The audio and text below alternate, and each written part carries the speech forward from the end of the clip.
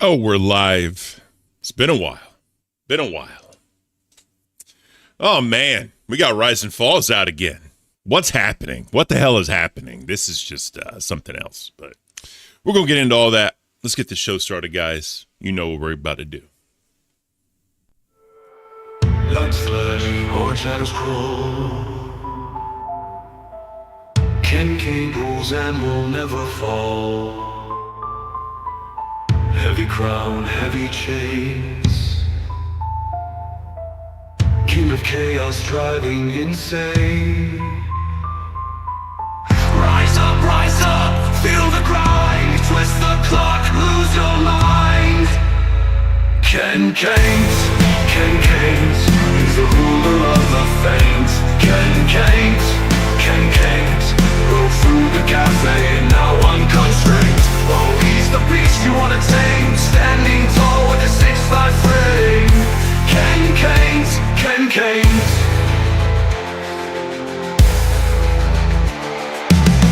Masked in smoke, crowned in flames. He whispers riddles, plays his games. Threads of gold burn in his grip.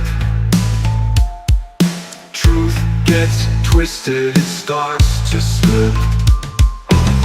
Run now, hear the call. Caint's kingdoms will never fall. Rise up, feel the grind. Twist the clock, lose your mind. Caint, he's the ruler of the Faint. Caint, broke through the cafe and now unconstrained. Oh, he's the beast you wanna tame, standing tall with a 6'5" frame. Caint.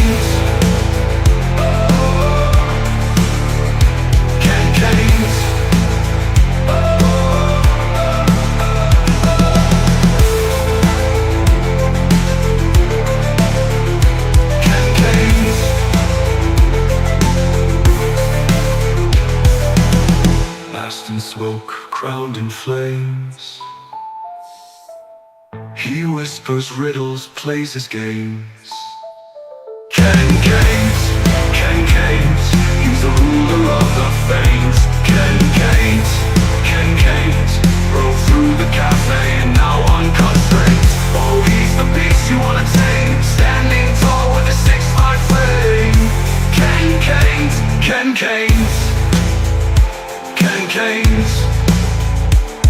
Caint.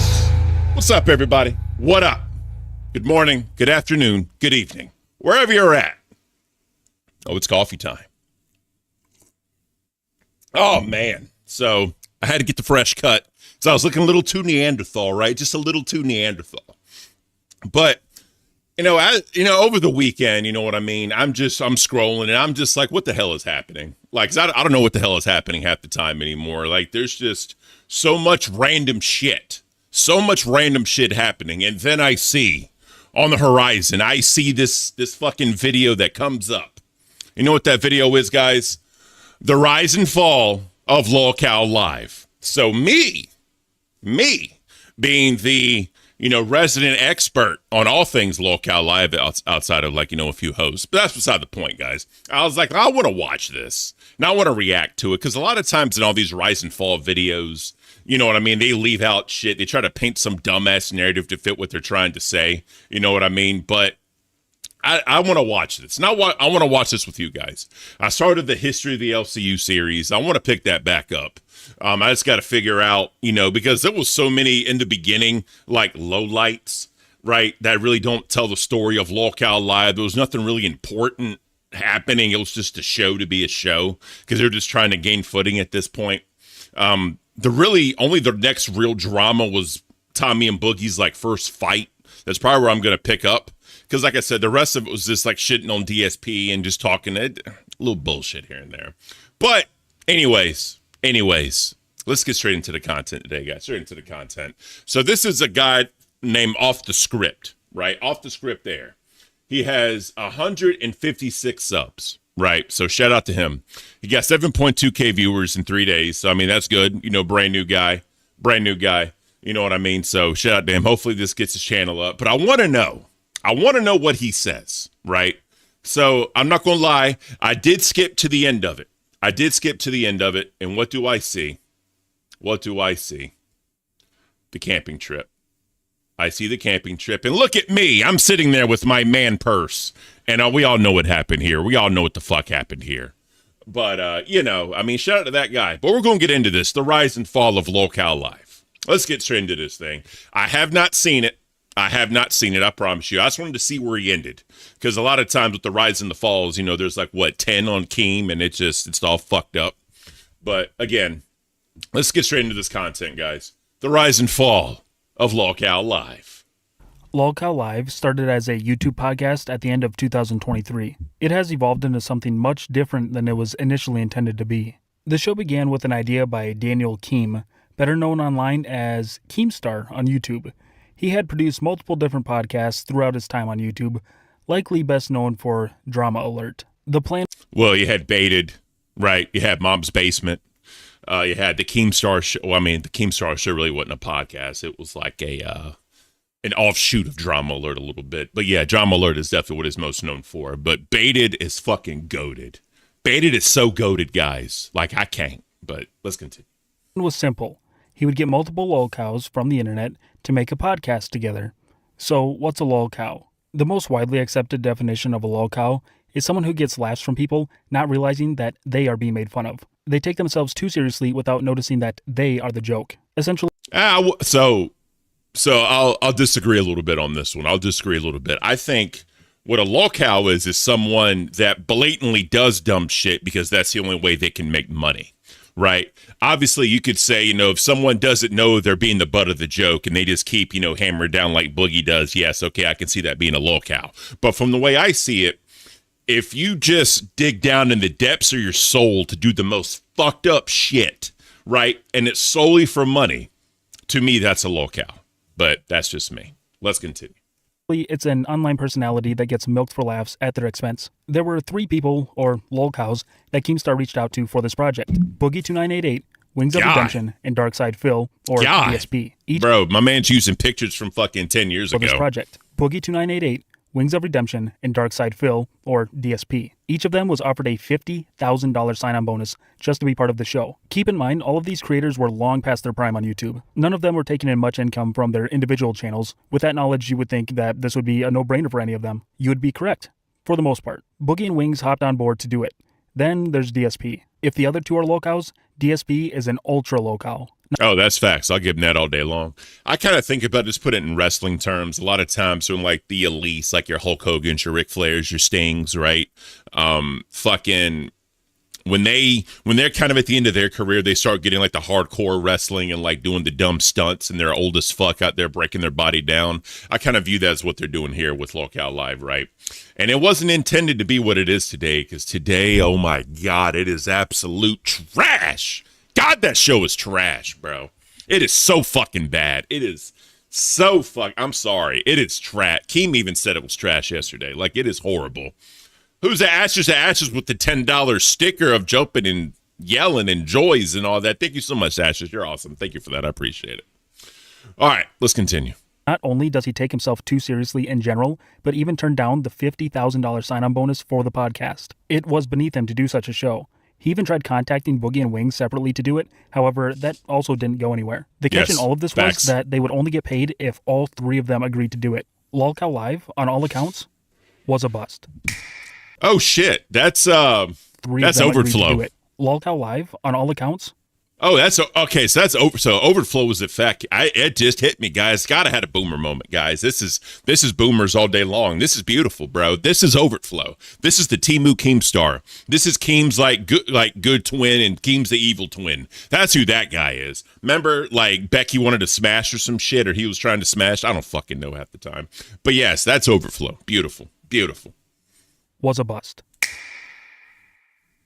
My name Kiki Don, I don't watch anymore. I ain't gonna lie, I canceled my membership. My membership's at Cafe now.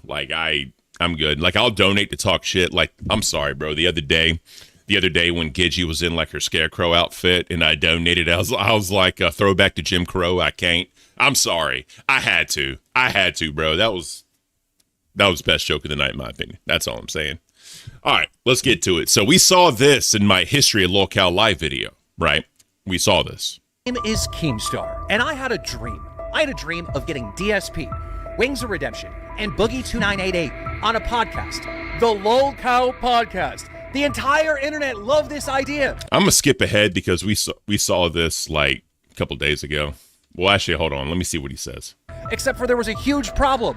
DSP, roll it. I have no idea what he's speaking of. I have not spoken with Keem about being on any podcast ever, nor will I. There is no love. Cynical Devil. Oh, damn, that's a sexy man. He's talking about Keem, right? Or Overflow. Who you talking about? Lolcow cast, period. There's a history with Keemstar where, you know, over the years, this guy's a horrible reputation. We went over this he too. He had been pretty nasty to me a few times, tweets. It's like he saw my video and got an idea. Sorry. Things like that. So we have a little bit of bad blood there. The whole idea of me, him, and Wings being on a podcast that was going to have Keemstar's involvement, and I guess Boogie still has some resentment there where he's upset. I cost him and Wings $50,000. I'd rather be miserable. I'd rather stand in a corner and cry all over myself for a living, which also cost me a $50K payday, which also... Do y'all want me to go over the Boogie? One's in the chat if y'all want me to do the Boogie side scrollers fucking... Y'all let me know. Y'all, one's in the chat and I'll do it. cost Wings a $50K payday. So he screwed everybody over. I don't like Keemstar. I don't like the content he puts out, nor do I like what he stands for as a person. I think that he's kind of a despicable person. I would never do business with this man. We got to do this. We got to line it up again. And on 3. Damn, he took my fucking idea and he put it in the fucking 1 hour and 27-minute VOD. I can't. God, I can't, bro. That's bullshit. That is bullshit. Just kidding. Just kidding. I mean, I don't know how long you worked on this, to be fair, but I mean, whatever, bro. Say the word 3, clap into your microphone. Can we all handle that? All right. 1, 2, 3. Do it again. 1, 2, 3. I'm off. You guys line up? I'm off. Think we're good? I don't know, man. I tried. All right. All right, I'm gonna skip ahead. We saw this. I think that's... We'll see the way. Yeah, maybe next thing. The host decided the reviews of All right, here we go. PC finally start the. We start can't this out, see right? Sorry, guys. We saw this already. I don't want to do that. Where there's a will, there's a way.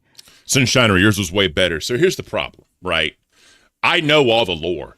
Not a lot of people know all the fucking lore outside of the host, right? So I'm just saying, like, that's why I wanted to do like a long series of it, because there's so much lore that when people do these Rise and Fall videos, they don't know it all, and they don't know like the behind the scenes shit and how it all kind of came about. That's why I was like, damn, I'm perfect to do this. But, you know, it's neither here nor there. My content gets borrowed all the time. Well, there you go, Amazing Maisie. That's fucked up. I'm sorry. They found a way to finally start the Lolcow Live podcast. Still with Boogie and Wings, only this time with a third host, Tommy C. He had been a part of the commentary community on YouTube for quite some time at that point, and Keemstar decided that instead of a third Lolcow for the show, he would get someone to keep them in line. After all, they had separate shows that were failing. This makes so why sense. would they be able to make It a does make successful sense show having together Tommy C, if it was just still the people who couldn't get any views on their own channels? Needless to say, it had a rough start. Let's be honest though, That it nothing did. ever starts off perfect. At least it rarely does. There was all sorts of hiccups and low energy from the guys who missed out on their $50,000 Yeah. payday. Nevertheless, they were going to give The amount of like unmotivation was insane in the beginning. He may touch on the Tommy and Boogie fight, which I don't know how much detail he's going to go into, but there was 2 main fights between fucking Tommy and Boogie. And oh my God, the fucking suspense they built to wait, bro. And in that Discord, bro, it was just going insane. Just people waiting on that shit in the comment section, bro. They built so much drama in the beginning that literally it was a cliffhanger and you couldn't wait to watch the next episode. I remember when it was amazing. I remember when it was fucking amazing. it a shot. In the podcast style, they would pre-record videos. This would allow them to make edits and to add visual and auditory comedy into each clip. That would later change, but I don't want to get too far ahead of myself in the story. At that time, they would pre-record videos and release them every few days. During this time, they would attempt to get other Lolcows to join the show as a guest. That would prove to be much harder than they anticipated. Apparently, Yes. telling people that they're a Lolcow and trying to get them onto a show called Lolcow Live doesn't make a lot of people want to become guests on that show. Who would have guessed it? This wouldn't stop them from covering other Lolcows, though. They continued to talk about others and would occasionally get someone to guest on the podcast. Views and subscribers were growing slowly, but they were growing. It turns out when you get a couple of people who were once able to gain millions of combined subscribers and give them structure, they can begin to gain a following once again. The stereotypical podcast-style show was not long for this channel. It only lasted until early 2024 when Keemstar began to interject himself into the production. The beginning of the end was near for Lolcow Live, as everyone knew it. A new era was about to begin, for better or worse. This new era would become infamously known as the Cancer Arc. Oh, so he skipped the Tommy and Boogie fight. Interesting. So he went straight into the Cancer Arc. He skipped over the Boogie and Mudahar fight that kind of set up the... Okay, so he did skip a lot. This man skipped months. Fucking months. He didn't even talk about when they first started live streaming and shit. And let me know in the chat, anyone of the OGs, does anyone remember why Keemstar said memberships were $10? Does anyone remember that? Y'all let me know in the comments if you remember. It was the dumbest fucking excuse, like, ever. Because people were bitching and complaining, like, normally it's only $5. It's like the lowest tier membership. Why are you doing $10? Does anyone remember why? Let me know in the comments if you remember. Brother Survive said, rough start for sure, man. And back then, it was once a week, and even then they would miss deadlines. Facts, they would. Like, it was always fucked up. And there was sometimes when you wouldn't get a show Sunday, it'd be Monday, and fucking you'd see little comments here and there, and they'd talk about Keemstar getting pissed off. It'd be crazy as shit. And then Sunshinery, to be fair, we all borrow ideas, content, and info, but it's how you do it. And would be nothing to say credit nothing to say credit so-and-so gave me the idea, or I saw and so somebody I was inspired, because Netflix is $15 or some shit. Yeah, so he said Netflix is $15, and he also said, inflation. So he said, with inflation, what I mean, $5 really equals $10, and then therefore so on and so forth. So yeah, he used Netflix and he used inflation. Those were his two main ones. It's fucking dumb. But anyways, let's get back to this. But yeah, he skipped a lot. Bro. Well, I've been debating for a while to talk to you guys about this, but I hope it brings you guys a little bit of clarity about some of the videos I've made in the last month or so. Because yes, Grim is back, Boom Slayer, and their episode yesterday was like a bro session. It was literally a bro session. His reasoning was then every gifted member would be able to get into the Discord. Yeah, so he had the Band World membership for Welcome to Band World, and then he had the Cash Cow membership. And then I gave the idea for PayPig. I don't know if anyone remembers this, but I gave the idea to say, what if you had a member, because they were doing call-ins at the time.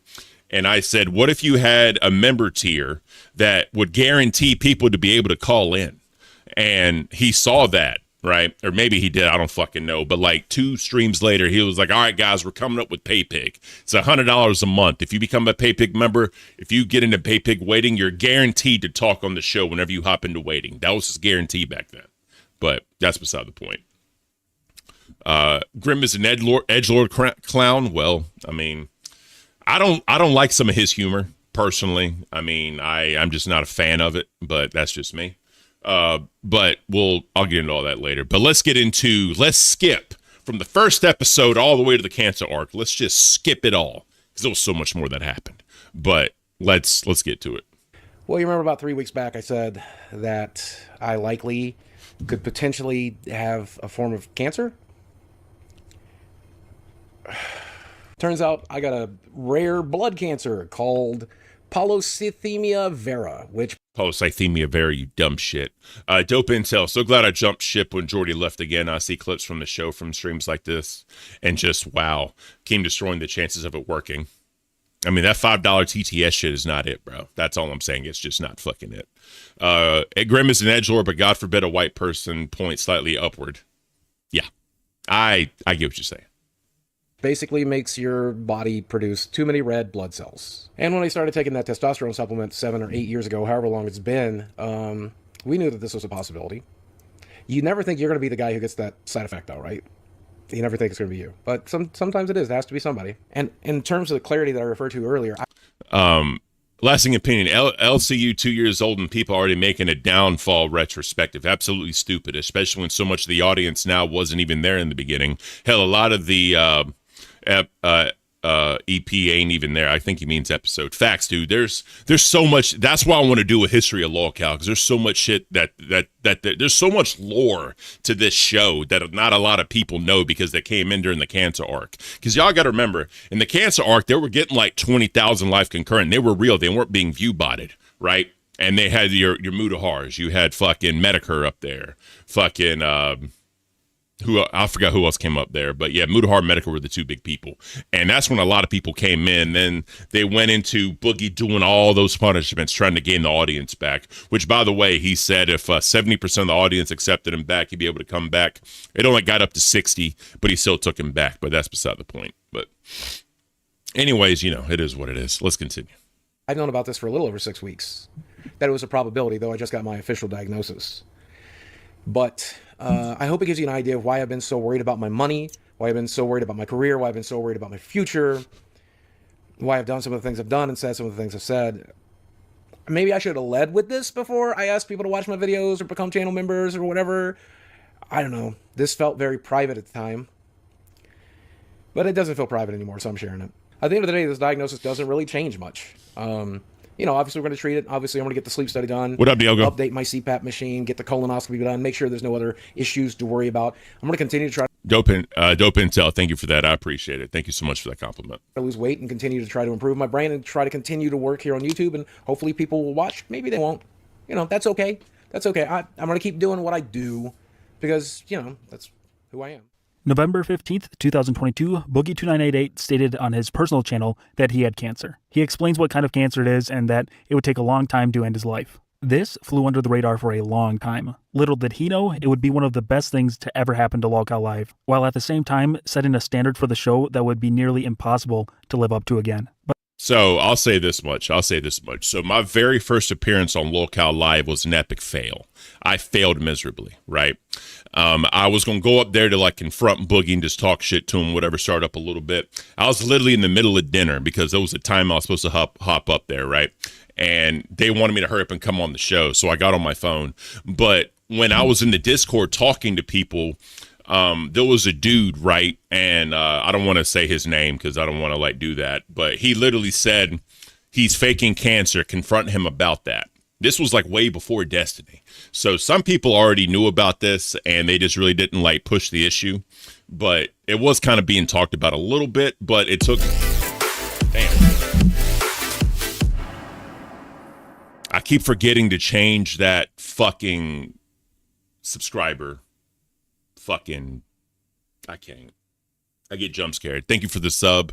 Dustin F, thank you for the sub, bro. I appreciate it. So it was talked about, but it is. We're starting with the cancer arc, bro. There's so much shit that created the foundation of the cancer arc. That's what I'm saying. He forgot a lot, bro. He literally forgot a lot. But that's beside the point. But let's continue.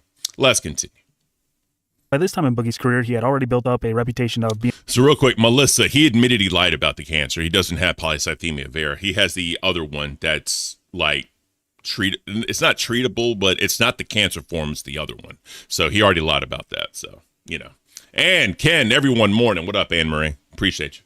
a liar. Someone known for not being entirely honest or telling half-truths, if I'm going to be very generous. Well, there had started to become speculation that he might not have been as honest and forthcoming about his cancer diagnosis as he had let on. He made claims that he had blood cancer and was actively working with his doctor to treat it. However, these were all just claims. There had not been any actual proof to back up the statements he was making. You might argue that someone shouldn't have to show proof of medical records or a cancer diagnosis, and in most cases that would likely be correct. This isn't most cases. Like I said, Boogie had built up a liar's reputation. He is also on a show called Lolcow Live. They weren't going to just let this slip through the cracks. On one of the episodes, it was business as usual. Keemstar was calling out Boogie for saying that he wasn't getting paid by Keem. Next thing you know, Keem blindsides Boogie by bringing Destiny onto the show. Destiny is a political commentator on YouTube. Yeah, he's who would also missing do debate. so This time much. he was brought on to question and dig into Boogie about his cancer diagnosis, or lack thereof. This all led to the boiling point and start of the Lolcow Live golden era, the cancer arc. Sit back, grab some popcorn, and let's get into it.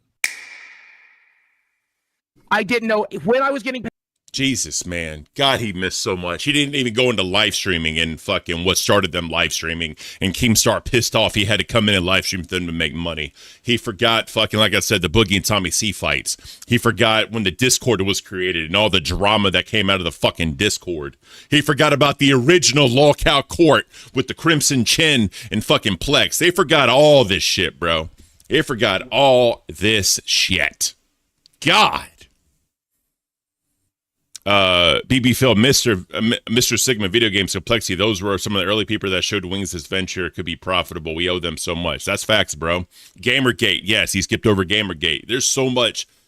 For an hour and 27-minute video, that I mean, I get why he's so to the cancer arc because, to be fair, he probably doesn't know shit before Lolcow Live. He probably started the cancer arc and he didn't want to go back and look at everything that happened, right? To be fair, because again, that's when a lot of people came into it was during the cancer arc. But if you're going to do a rise and fall of Lolcow, you got to do it right. You really got to do it right. And that's why I wanted to do the history, not the rise and fall, but the history, because there's so much more, bro. Paid if I was getting paid and how much. Let's Exactly okay. You what I know told what? him. Fuck you, Buggy. You know what? Fuck. Maisie, they had a J. Yeah, so, well, when I do the history of Lolcow, we'll talk about it. There was a dude, the Crimson Chin. I'm not going to say his, like, Discord name because I don't want to do that. But there was a Lolcow Live court case, the original Lolcow court with the Crimson Chin and Complexity. And that's when there was the major faction warfare of Gooners DNI and fucking Peaceful Gamers, right? And it erupted the Discord. I mean, erupted because there was like, there was people saying that they were being tricked. There was like spies on both sides. There was people that were leaking shit to the other side. There was people playing both, bro. The Discord was so fucking hostile around this time period. Like it cannot be understated how hostile the Discord was. Like the Discord nowadays would not survive. It would literally not survive in I call it season 1 of the Discord. Because y'all got to remember, for those that know like Leon Dion in that era, we went from faction warfare and hostility to Leon Dion, right? An instant like fucking 180 in like a day. Like it was wild, bro. Wild. He's also skipping over the fact that no one wanted to go on the show and Destiny only went on after they broke out of that bubble. That's what I'm saying. So it's a lot. It is a lot he's missing. And there's no real context to anything. He's just talking about the cancer arc, but that's beside the point. Let's continue. You, Buggy. You know what I'm going to do? You're not going to like this. Yeah, you're bringing coffee in. You're not going to like this. I'm bringing a friend in. Of course you are. I'm bringing a buddy onto the show. You are not going to. Yeah, he's even talking about CoffeeZilla that pissed Keem off when he was telling CoffeeZilla that he wasn't getting paid by Keemstar and that Boogie was lying to CoffeeZilla about finances, right? He lied to him about that, and that's what pissed Keem off to the point to bring Destiny on. You know what I mean? Like, if he just talked about it, bro, if he just talked about it, that's what I'm saying. But, yeah, that's beside the point. Fucking like this. Yeah, I didn't think I would. Still showed up anyway. You're a trooper, Bucky. You are not going to like this one bit. Didn't think ladies and gentlemen, a popular streamer by the name of Destiny. Yeah. Where the fuck is our webcam at? Listen. Probably OBS is using it. Oh my god. Hold on. We're turning the camera on. You guys really ruined the intro. Come on. The big shout out. You just shut the fuck up. And then there's no chat marks. And it's just your voice. And it's just fucking cringe. Everything about. Hold on. You can say whatever you want. It's gonna be like. All right. Because that was painful. I'm sorry. That was painful. All right. Are we good to go? Yeah, go ahead. All right. We're good. Diogo, when you do another cooking stream. So here's the fun part about that. We're getting into the holiday season, right? We're getting into the holiday season. And what does holiday seasons do? You do a lot of baking. You do desserts, right? So I want to get in the kitchen and do that. Literally, when this stream is over, I gotta run an errand. I gotta do a members only stream and test the connection on my laptop, right? I gotta do that and then I got this shotgun microphone, so I can hook this up and have it in the kitchen to catch me, so I don't have to have this whole fucking thing or whatever. I actually have an extra fucking Elgato 1080 webcam that I can hook into that bitch. I got my small fucking Rode Streamer X that I can hook in, bro. I got the whole entire thing ready to go. I just got to make sure that the internet connection is good enough on Wi-Fi. I have gig up, gig down Wi-Fi, but again, it's a gaming laptop. I just got to make sure that I'm good to go and that it's smooth. Once that shit happens, bro, we're back in the kitchen. We are back in the kitchen. I got everything I need to get back into the kitchen too. So it's going to happen. I promise you guys it's going to happen. Okay. Boogie, 2488, you are being confronted tonight. Go I ahead. am 99% sure that you are faking. No, don't move. You are faking your cancer diagnosis, Boogie. Okay, let's hear that. Let's hear that. Did the doctor ever tell you, or did he ever say the word cancer? He said polycythemia vera, which is a form of cancer, as he explained it to me. And no, it is not secondary polycythemia, which is Nicholas Diorio's explanation for this bullshit. So I think it is secondary polycythemia. Well, then why would he call it polycythemia vera? Why would he tell me that I have hormone markers in my blood that tells me I have polycythemia vera? I'm not a mushroom guy, Diogo. I'm not a mushroom marrow, biopsy to confirm it.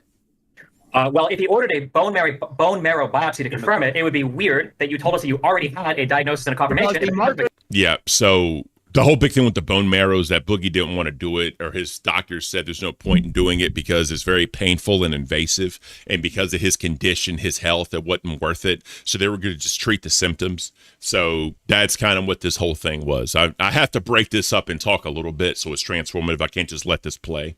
But y'all, just work with me. I have to make this transformative. Are in my blood. The hormone markers are in my blood, Destiny. Correct. But you said that you'd received a diagnosis, but now you just told me you got a bone marrow biopsy. It's a diagnosis, and now we're confirming. It's called a confirmation. The hormone markers are already in my blood. Yep. And so I think we are confirming it with the biopsy because I'm wanting to do that, because I'm praying to God I don't fucking have cancer. He doesn't care. I'm praying to God I'm taking the 1 in a million fucking chance that they're fucking wrong. And there's another reason I have the hormone fucking imbalances in my blood. Yeah, why are you praying? The hell is Wings doing? Oh, he's doing a nuke. Yeah, so the whole thing is he's doing this fucking like I pray I don't have it. You know what I mean? Let's just hopeful. He's trying to do the sympathy card right now. He's trying to say I have everything that says I have it, but I need to get the final test because hopefully I don't have it. That's what the fuck he's trying to do right now, and it's not beautiful. You got 2 years after you said that you have cancer that you don't have cancer. Because 2 years ago, they told me I have polycythemia vera based on the fact that I had increased red blood cell counts, increased hemoglobin, and the hormone markers in my blood. And it all spelled pretty definitively that I have this. And so he wanted to get a bone. Look how thin Wings was back then. Y'all notice that shit? He was compared to now, bro, he was down. Wait, he really was. You got to get you. I'm just saying, bro. I'm just saying.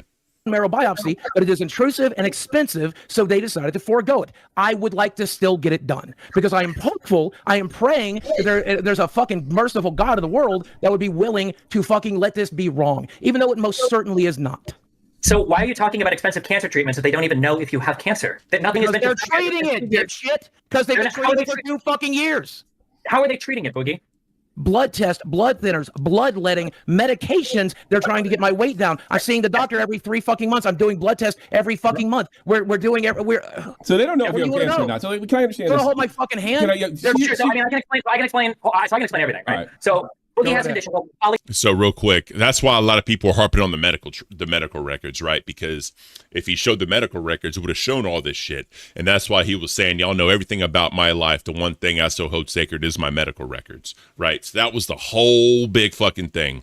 And then I don't know if he's going to show what Medicare or Destiny offered him like $5,000 for his cancer treatment if he showed his medical records. Mudahar, I think it went up to $50,000 if he showed his medical records. I don't think Medicare offered anything, but I could be wrong. My memory could be a little fuzzy, but let's continue. Polycythemia, which means there's an elevation. Polycythemia vera. Let him talk, you fat fuck. I want to hear the guy that actually knows something. Polycythemia vera. Destiny, go ahead. He knows more about my fucking medical Yes. Well, he's go right the fuck ahead. I was in the fucking room. My girlfriend was in the fucking room. You are filibustering. You are filibustering, sir. Be nice. Okay. So I think that Boogie was told that he has polycythemia, which means there's an elevation of his red blood. You know what I've noticed? This dude isn't talking a lot. He's not really talking a lot. He's very vague in what he's saying. This is going to be a lot of, I think this video is going to be a lot of clips. It's going to be a lot of clips. I don't think he's going to be saying much. He's just saying like overly like vague generalized statements that anyone could say that knows remotely anything about this.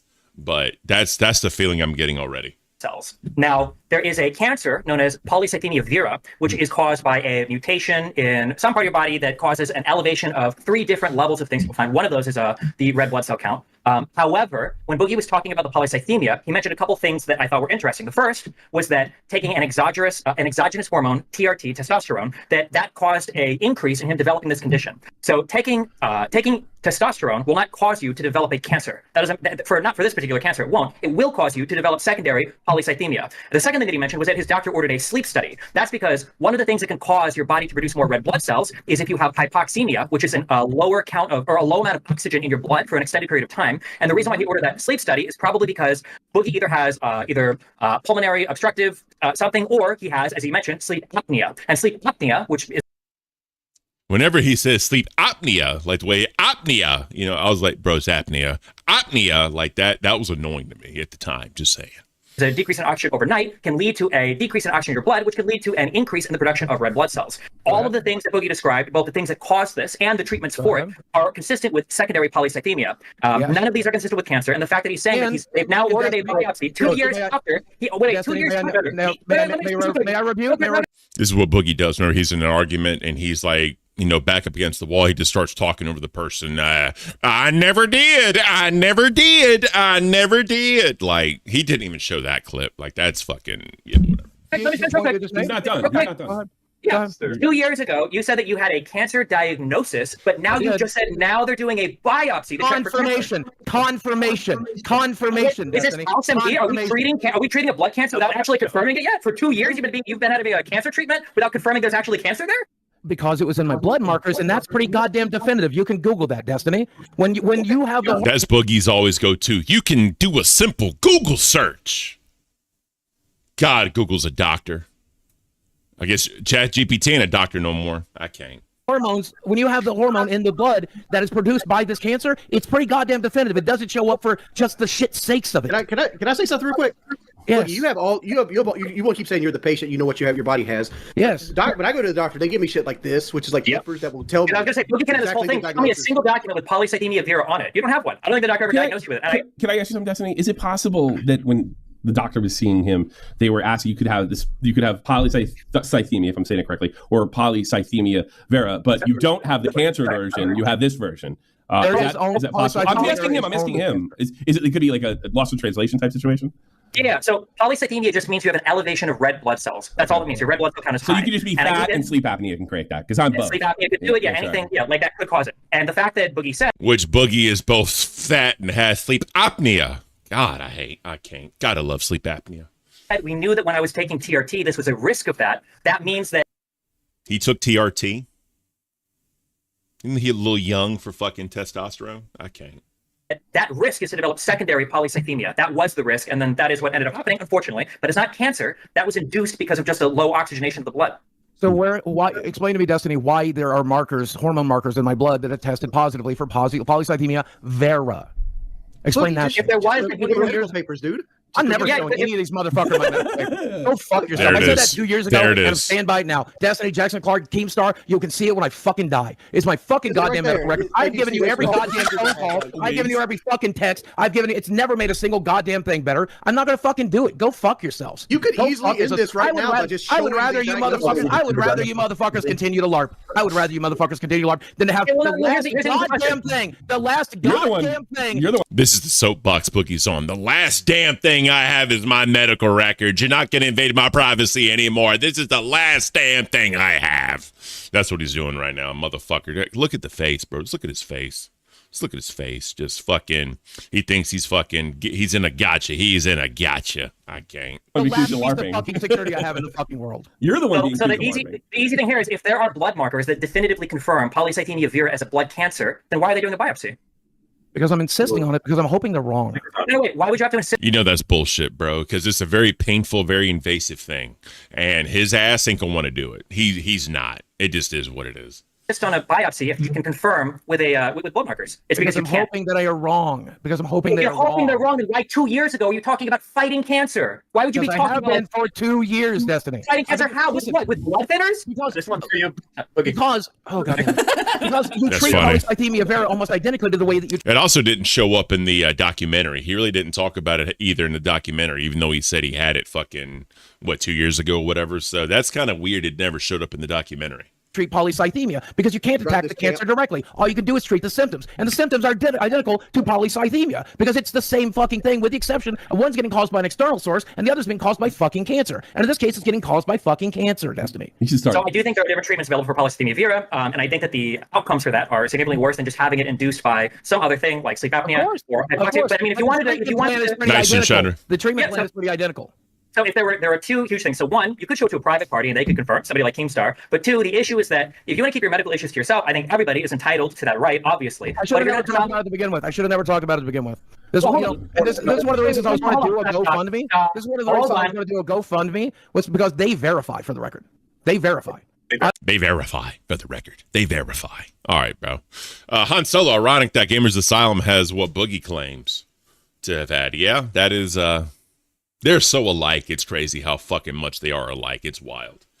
But yeah, dude, this motherfucker, how much of this? This is literally, where are we at? We're at 10. So this is 10 minutes of no commentary. 10 minutes of no commentary. He's just showing this. I don't know if that's good. I don't know if that's it. Seems a little not transformative. I don't know what the rules are for a VOD, but that I don't know, man. That would be the third party that I would go forward with. Yeah, so GoFundMe does not do the best verification, as has been proven multiple times in the past. But the issue is that you say that you shouldn't have talked about it, but the fact is that you did. You did the day that you got this diagnosis. You're like, well, I was considering doing this, but I just got my diagnosis today. So you did it instantly. I sat on it for a while. On your tweet, did you not say that I got my diagnosis today? Real quick, Diogo, I've been watching Boogie since I was a teen years ago. When I found out he has cancer, I cried for days. I began donating 5% of myself to cancer research. I was heartbroken. That sucks, man. That sucks. I hate that. I don't know if you feel lied to or not, but I hate that, man. Han Solo, I've seen all this and there's little commentary. That's what I'm saying, bro. Like, I don't like that. Day and then talk about it? They told me, okay. They told me in the office that they were worried about it. Then they did the blood tests. Then, yes, I did tweet about it on the day that I got confirmation, but I sat on it for a couple of months before, or for a couple of weeks before talking about it because it took a while for us to get the blood results back. So you sat on it when you didn't know the answer? That's not called sitting on it. That's just called waiting for an answer.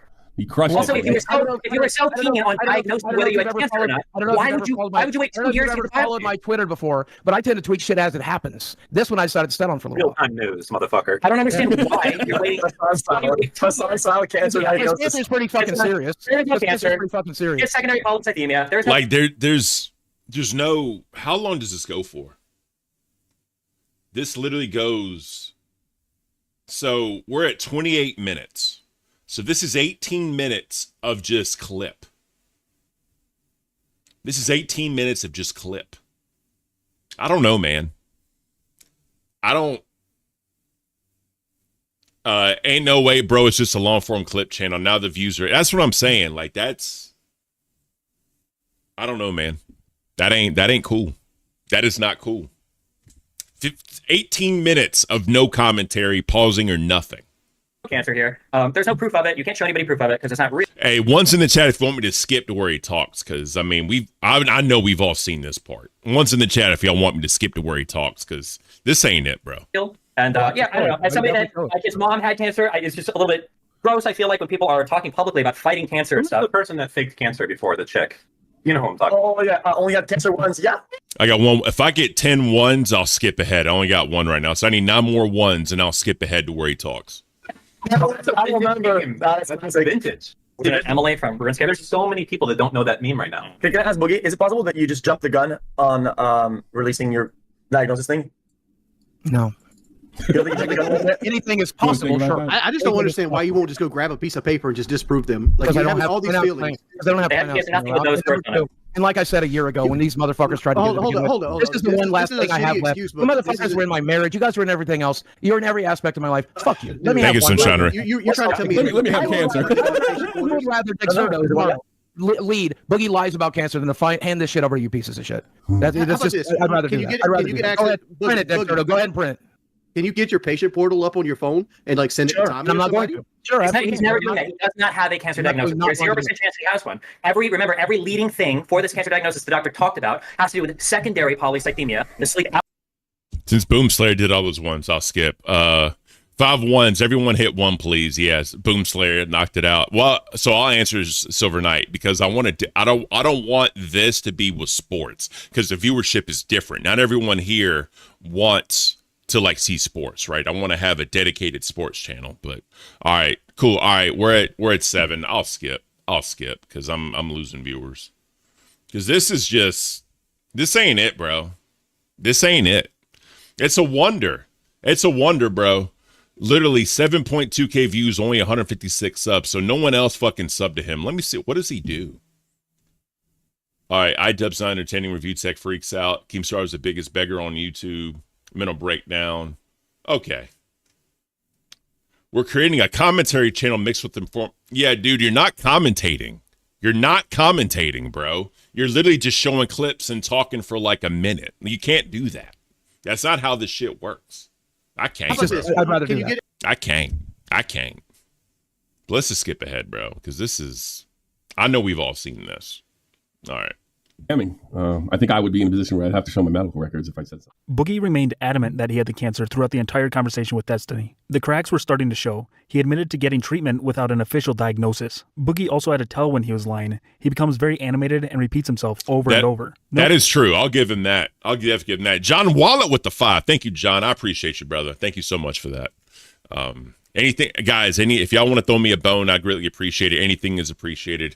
I don't beg or do any of that shit, but if y'all want to throw me a bone, I'd greatly appreciate it. So, last me, I'm definitely covering. You need to, bro, because this is just this ain't it. This is just not how you do it, bro. You know what? Just for y'all.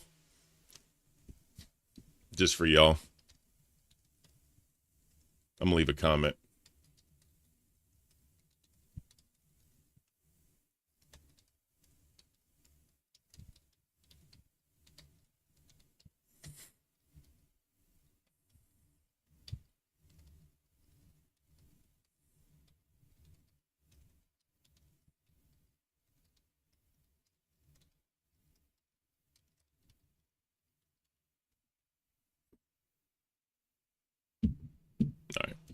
I just trying to help the dude out.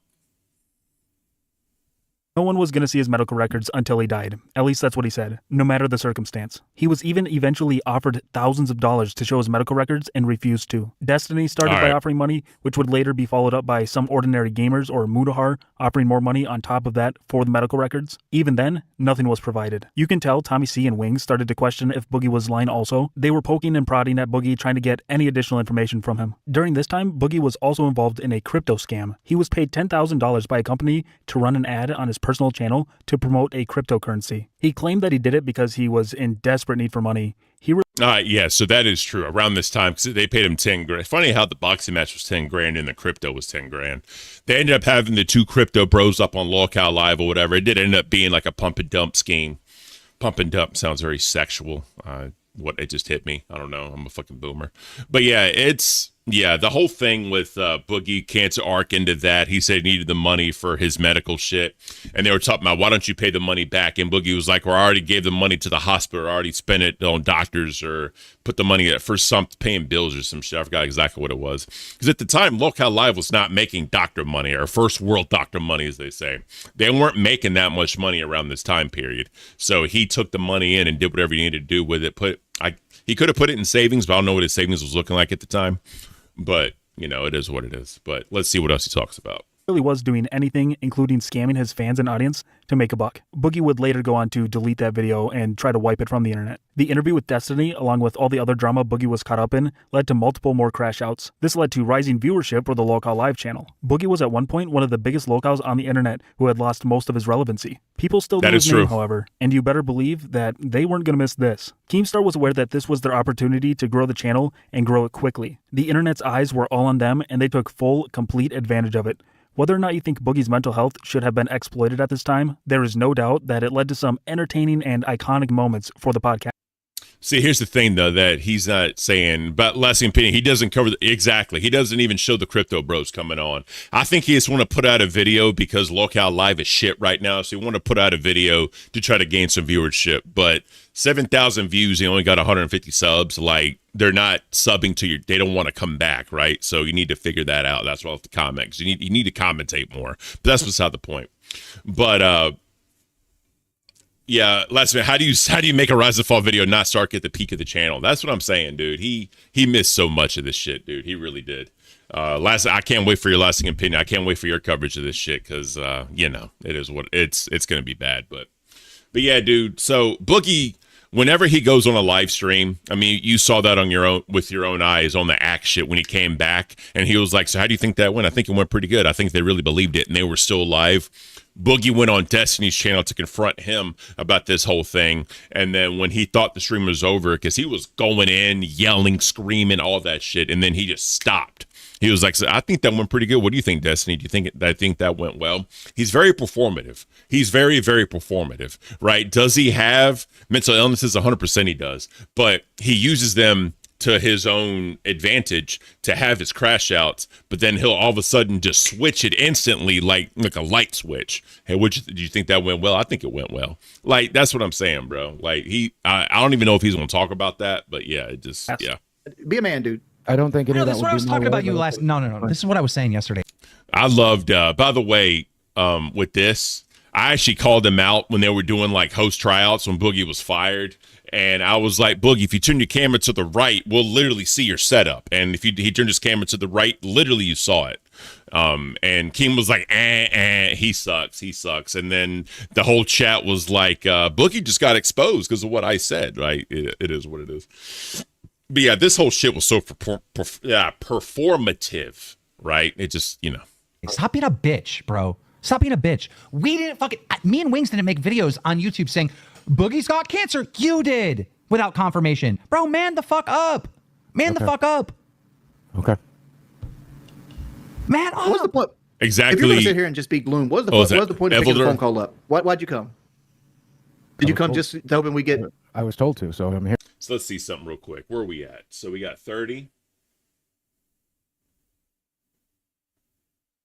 Yeah, so look, another literally 14 minutes, bro. 14 minutes of nothing. Like, come on, bro. That ain't it. That ain't it. Here, I don't know. What do you want me to do? You do everything you're told to? Cover myself in Nutella? Right now, yeah, pretty much. No, this is what you should do. This is what you should do. This is the best advice I can give you. Please, we have peanut butter. Would that be good enough? Please listen to me. Please listen to the words I'm about to say, Boogie. This is literally the best advice I can give you. From this moment on, it feels like rock bottom.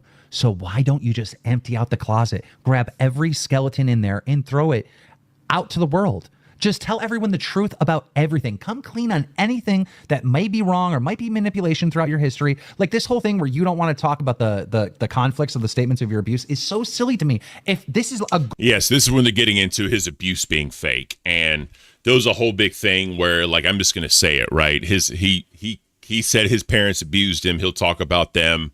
Evidently some shit with his sister that he didn't want to talk about because she was still alive and he didn't want to ruin her life. I'm just saying it all came out on Lolcow Live. I'm not saying anything that's a secret. But this whole thing, Keem did help him rebuild his career. Like, I will say that. Keemstar put him through the punishments and put him through the ringer to where they made a lot of money off of Boogie's back. And whether that's justified or not, that's up to the audience to decide. But people put a lot of money into seeing Boogie go through the ringer and do all this dumb shit. So, I mean, they saw that and they were like, well, let's just keep embarrassing the shit out of everybody. And then that's when Lolcow Live became what it was. You have one host that's going to milk two other people and just make them do this dumb shit. And the audience will pay to embarrass them. That's literally what the show is now. Because you got Rastoff in the Keem chair and then Boogie and Scooter, right? But, you know, it is what it is. Let's keep this moving. Golden opportunity for you to set the record straight and have a fresh start. You're already... I tried to explain to you that I mentally cannot handle that, and I don't know why you won't listen. I cannot do that. I mentally cannot do that. On a good day, I could not do that. I cannot have Destiny and Charlie in here telling me that I'm lying about the abuse that I had when I was a child. I can't do it. I can't. So Charlie, he's talking about Penguin. I don't know how the fuck to say his name, but y'all know Charlie. He's talking about Charlie because Charlie did a video about it. Didn't even show a clip from the Charlie video, I see.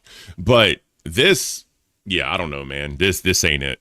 If you're not lying about it, then why does it matter? Because I don't want to revisit it. It was tough enough the first time. It was tough enough. You can't be that way. But you just revisited it just like a month ago on the podcast with your brother, and you were perfectly happy and laughing. Pretty different when it's my brother coming in and talking to me about it and having fun with it. It's a little different. It's a little different when it's Destiny coming in saying you're a liar. Prove that your dad made you jerk him off. Prove it. Prove something that happened in 1983. Prove it. Prove it. If you can't prove it, it can't happen. If you can't prove it, it can't happen.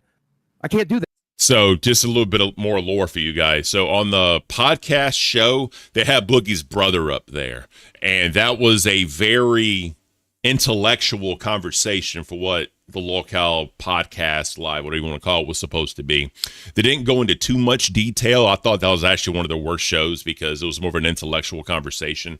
And, you know, because Boogie's brother is a doctor. He's not like a medical doctor, but he did like some science around like COVID or some shit. I don't fucking know, but you know, how is he going to show the aftermath of them questioning his childhood trauma? Bro, this guy fucking sucks. That's what I'm saying. They didn't go into any of that shit. He didn't go into, because during the cancer arc when all of them were up there, they questioned him about the childhood abuse. Did he lie about that? And that's what I'm saying, bro. Like, doing this in an hour and a half just ain't it.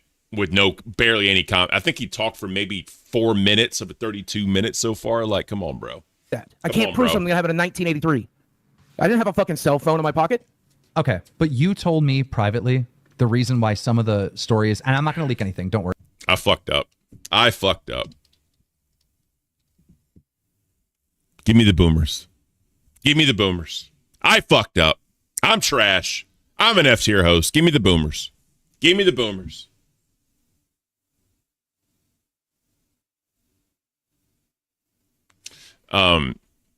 Is this somewhat psychopaths who enjoy profiting off others' misery? Living my life said that. Oh yeah, I mean, I definitely get what you're saying, you know, but I mean, the way I see it is the other person has to say, yes, I'll do this. Like, 'cause I can tell you right now, in a lot of those meetings, like even behind the scenes, like during like the original camping trip, right, and all that, like they talked about what they were going to do.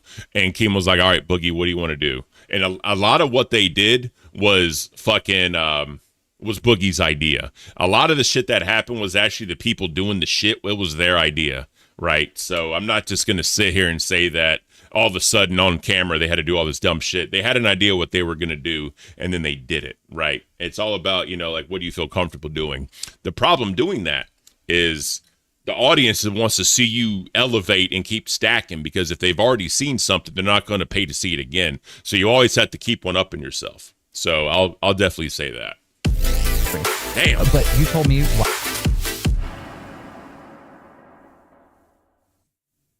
Jimmy, thank you for subscribing. I need to change that. Doesn't even show the inconsistencies of his trauma claims. For fuck's sake, that was the video one that was like video one for us. That's what I'm saying. Yeah, when we did the after show, he missed so much shit from when we did the after, bro. It's why some of the stories are inconsistent and they don't match up. Yes. Why don't you just tell the audience? I don't want to destroy a human life. Because I don't want to destroy someone's fucking life. Because I don't want to destroy somebody's life. Because I don't want to destroy somebody's life. Because I don't want to destroy somebody's life. Okay. Yes, you do.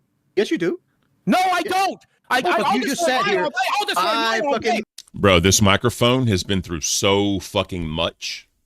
Like, fun fact, if y'all didn't know, he actually sent this microphone to Psycho Mom when she was originally on Mafia Milkers, and it was just so fucked up and bad she couldn't even use it. Like, that's how fucked this microphone was.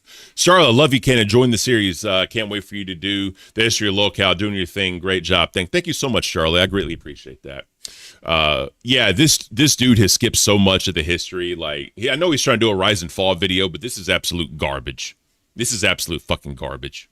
I'll destroy mine all day, and my dad is dead, and my mom is dead. I'll talk about those pieces of shit till they fucking rot. Yeah, but I will Chad not and talk Desi about aren't dead. Still fucking alive. I will not. We've talked about it. We made an agreement, and I'm not going to do that for internet clout. I'm not going to do that so the Keemstar can jerk off to it. No, thank you. We're not here for the fucking audience to get off on understand that you talk destroying loud. somebody's That doesn't fucking life. okay. It's goddamn internet clout. This is not a topic I will cover for internet clout. Nobody's talking about that copper. Here's what I'm trying to talk to you about, Mr. Talk Loud, is you don't want to destroy anybody's life, but what happens when you self-delete yourself and Desi has to witness it or find your fucking big fat carcass? All these motherfuckers watching right now will jerk their fucking cocks to it. Yeah, but you're destroying people's lives regardless. You're going against the thing. Don't all be better off for us. Boogie, stop. Boogie, stop. The screaming and yelling isn't helping you, and it isn't. I'll whisper it. Listen to me. Once in the chat if y'all want me to skip this, because we've all seen this shit, bro. Because we're talking another. We're at 44. Another 11 minutes. 11 minutes of no commentary. This is what he does. This was the conversation last night. All good, sir. Not yet. Let me do my goddamn job. Yeah, this was his caretakers, basically Desi and Chad waiting to pull the plug if fucking shit went crazy. Listen, Troy's games, I've seen this. The pacing in this video is ass. That's what I'm saying, bro. Yeah, let me know. Ones in the chat. I got 3 ones. Let me get 6 more ones. Let me get 3 more ones. Yeah, we got 4. 2 more ones and I'll skip. 2 more ones and I'll skip.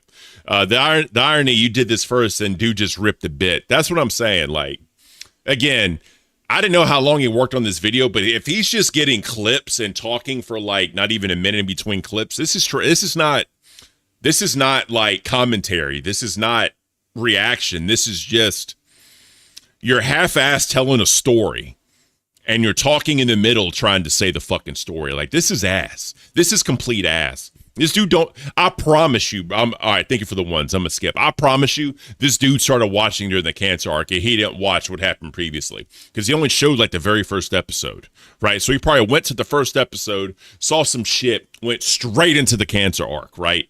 There's so much shit he's skipping, bro. It's like not even, it's wild. Lasting Opinion, I know you're going to go ham watching this shit. So guys, make sure y'all check out Lasting Opinion because, you could have a field day with this shit. I appreciate the ones. Let me skip. Let's see what he says.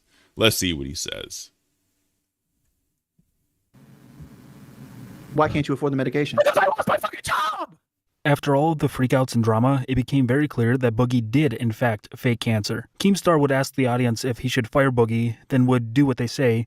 He would be fired and then be right back. This would continue for a while, as the iron was still hot with the cancer arc. Eventually, it was decided that Boogie would have to start doing punishments to earn his way back to a permanent spot on the show. They would do things from having him pick up trash on the side of the road to holding a sign stating, "Bro, show the videos. Show the videos. Don't this fucking..."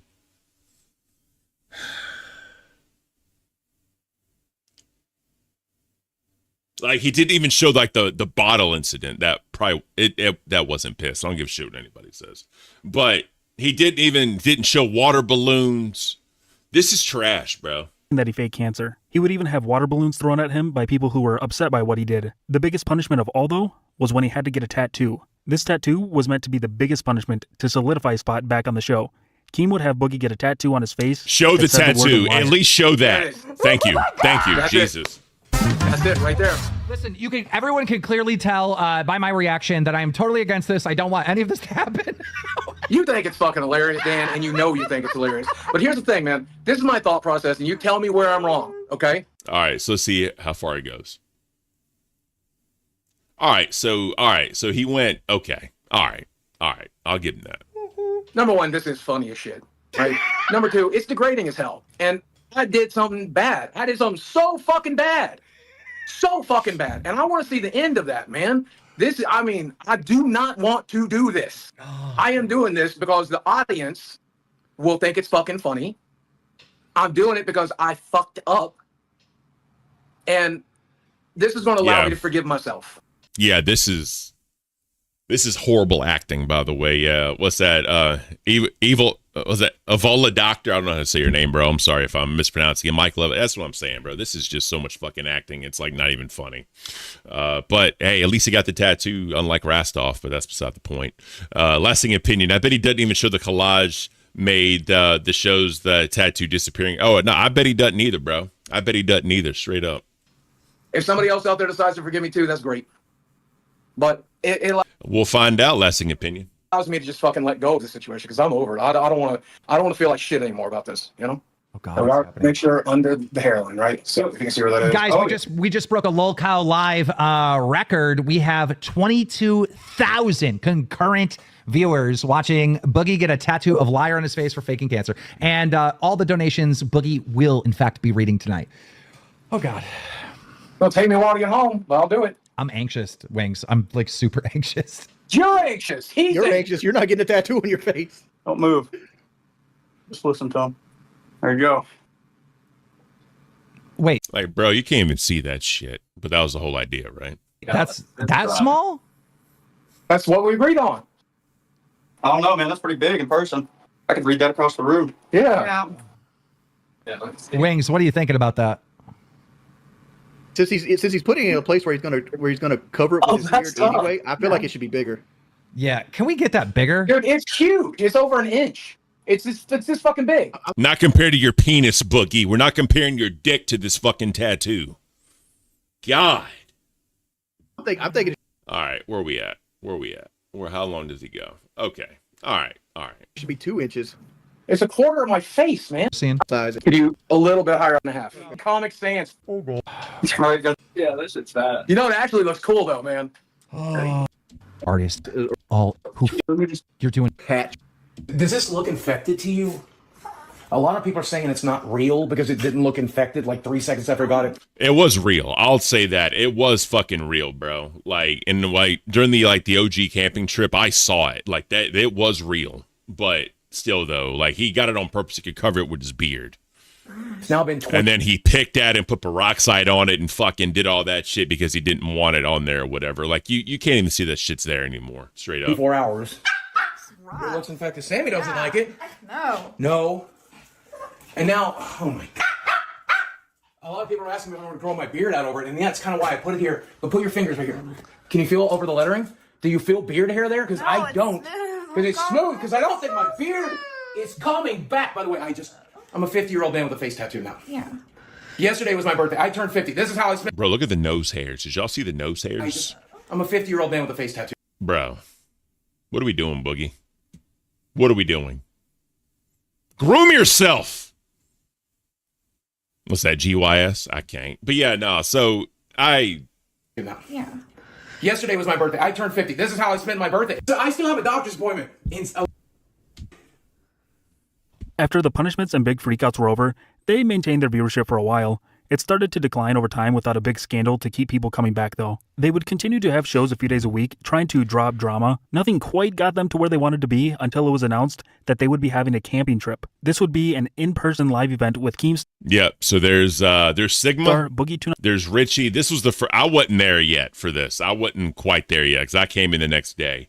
But yeah, Keem had his arm fucked up. This is before Wings went down. But yeah, so I'll say this: you can tell the amount of weight Boogie lost, bro. He lost a lot of fucking weight. I'll give him credit there. But 988 and Wings of Redemption. The three of them would go to Keem's property where he had an area set up that looked like a campsite. They would stream hours a day for the live audience. Viewership and donations were reaching all-time highs. I wonder if he's gonna show Boogie getting buried. I doubt he does. Early on in the trip, Wings had a medical emergency, which put him in the hospital. This left Boogie and Keem to finish out the camping trip by themselves, and they did very well at that. They would top the charts in YouTube donations for the United States during this time. It seemed like it was a well-thought-out project and was fun getting to see YouTubers collaborate in person. Things looked like they couldn't be going better for Lolcow Live.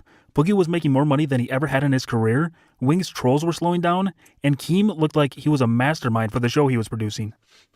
This set in motion an idea for... Hey, it didn't show anything from the camping trip, bro. Oh, my God. Because Wings going down was definitely a big deal. And then what, we all had to do, and then how the show was while Wings... Bro, come on, man. Come on, man. For Keemstar to start streaming every day.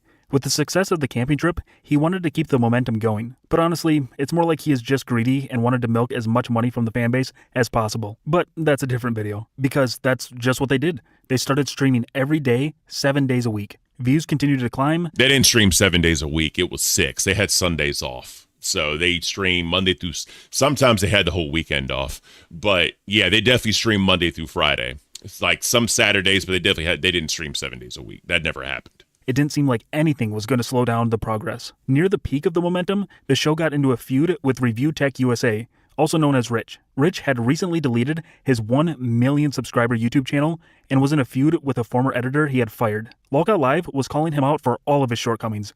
This is when they brought in a former girlfriend of Rich. She was known as Becky Boop. Becky showed up on an episode to expose Review Tech USA for being a not-so...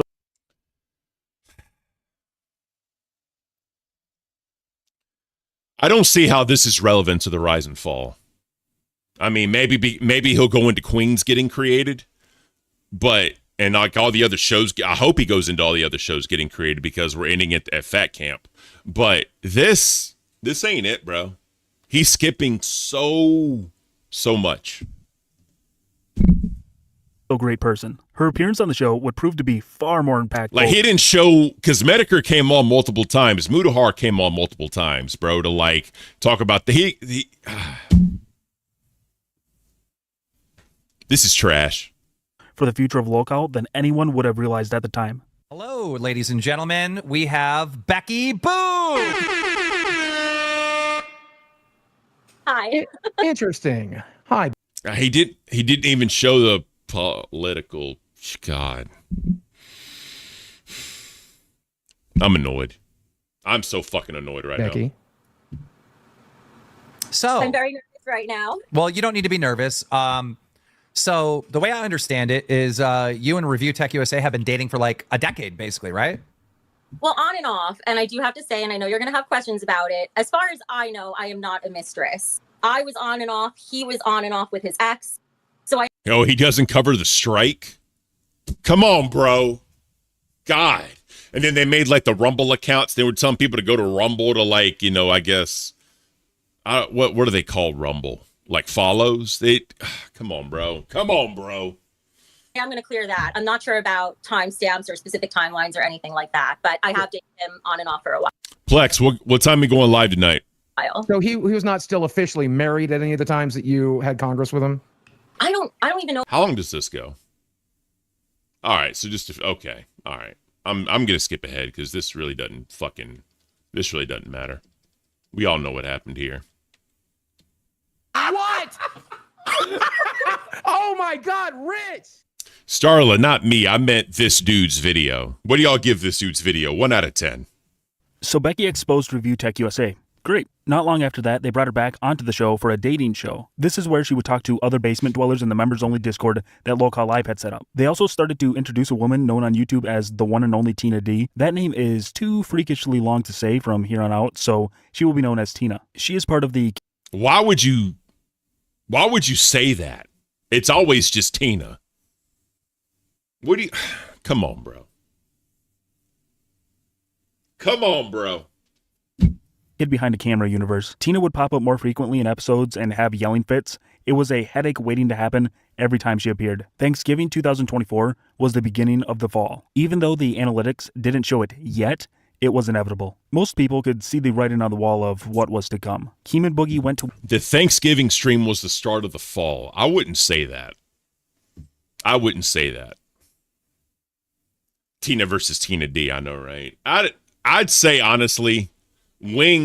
I'd say Fat Camp was the start of the fall. If there was a start of the fall, it'd have to be Fat Camp, because that's when like Wings was initially fired.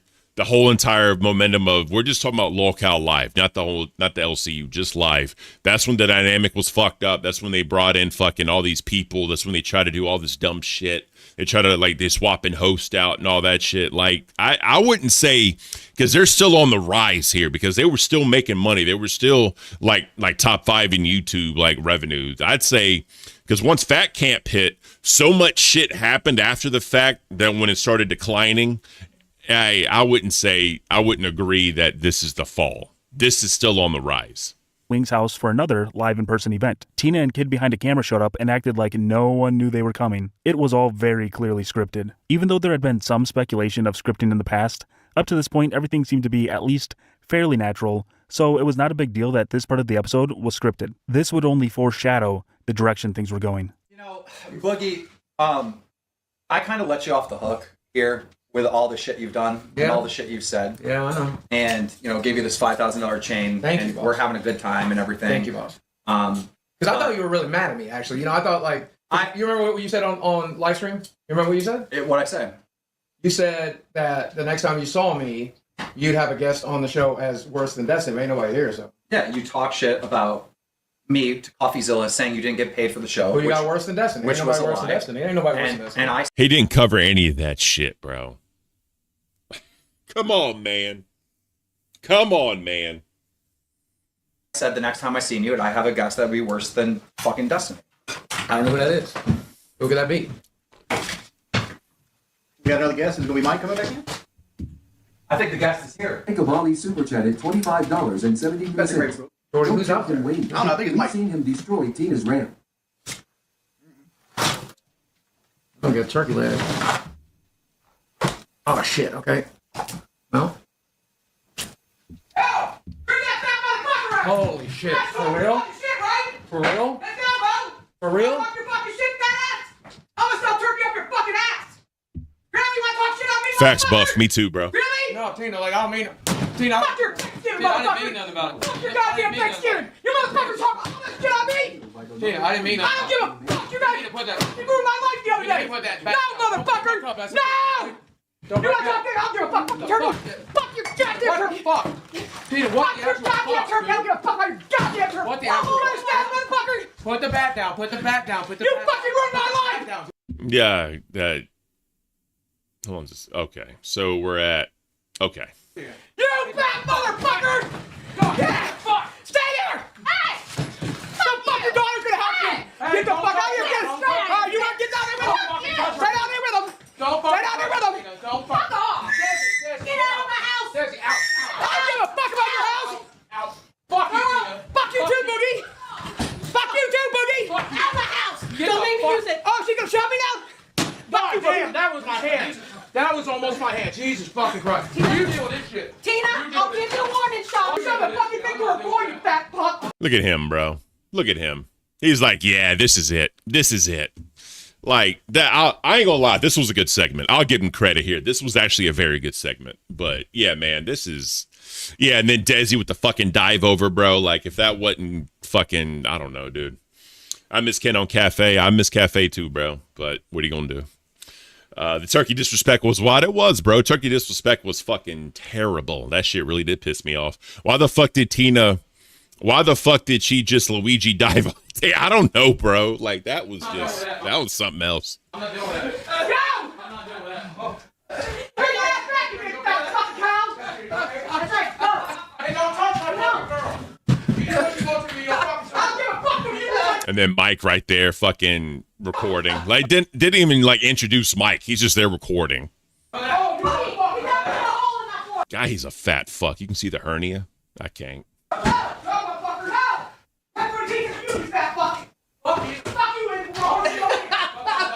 Albert had hair.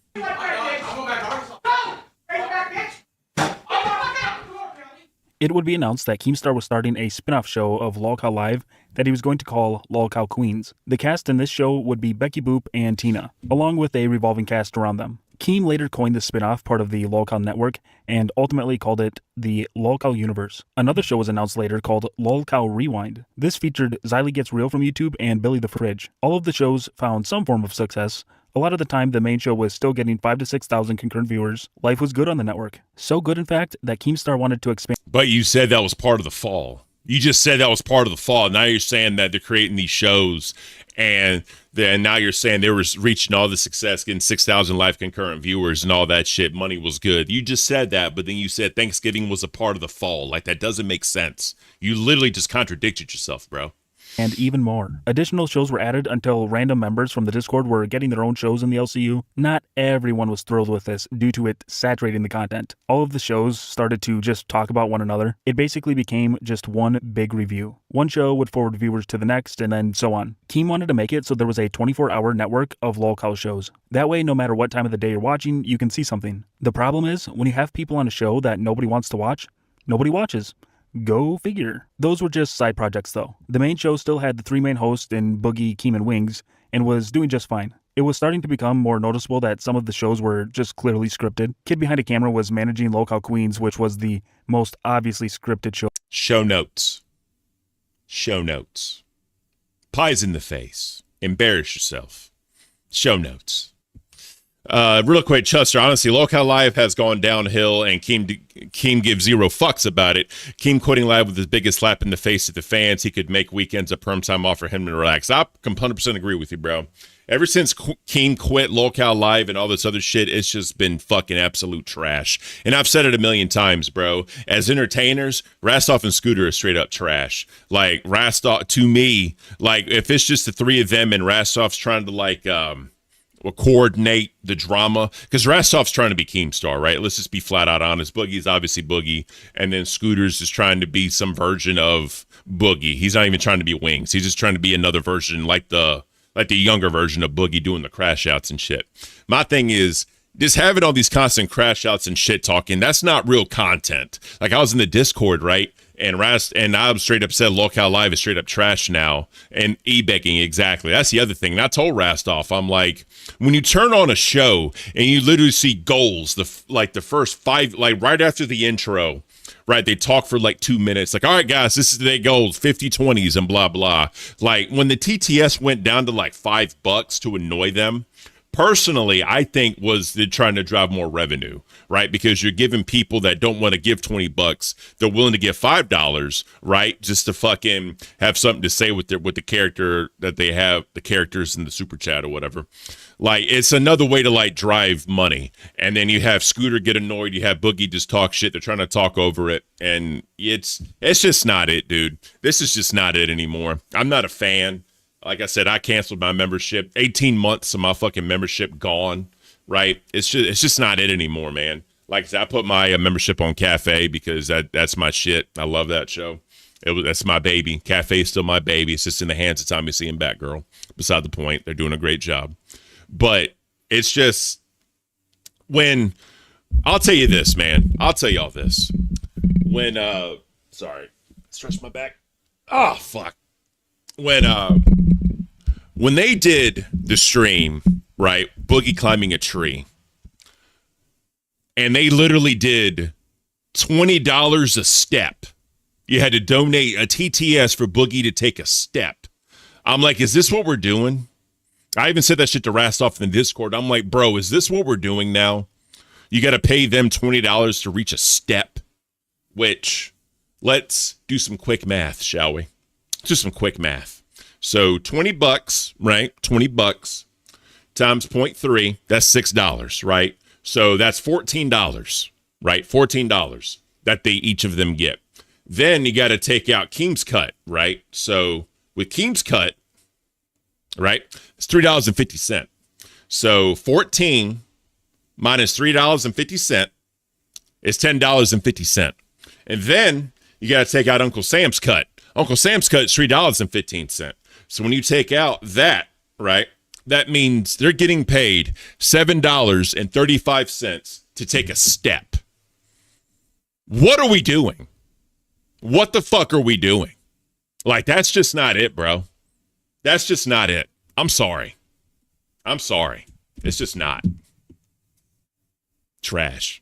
Of them all, but it was making money, so who cared? It was consistently the number 2 show in the network, right behind Lolcow Live. Becky Boop and Tina, with all their faults, brought in a lot of money. Early in 2025, another live in real life event was announced. They were calling this one Fat Camp. They were going to do a live event where Boogie and Wings would exercise. Many of the other— Bro, y'all want to see sombering math? Let me show y'all sombering math, all right? Let me show y'all some sombering math, right? If y'all want to see some fucked up math, let's start here.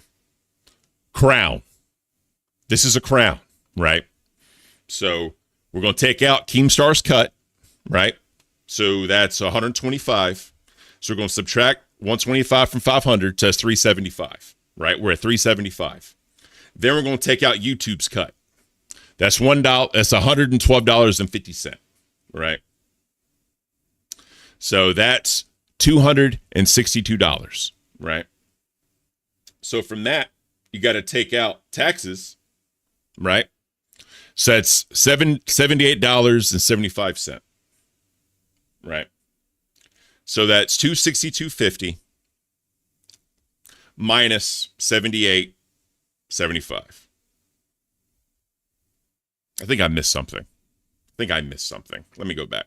Crown, right? So we got YouTube's cut's $150, right? So that's $375 minus Keemstar's cut, which is $93.75. So that's $281.25.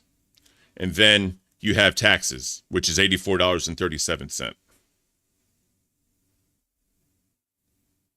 That doesn't make sense. I swear it's a lot more than that. Neon Train with the Caint Alliance. Appreciate you, bro. Thank you so much. Either way, when you get a crown, it's like barely $100. Like it's wild. It's fucking wild. Because you got Keem's cut, YouTube's cut, then taxes. It's wild, bro. It is fucking wild. Let's continue.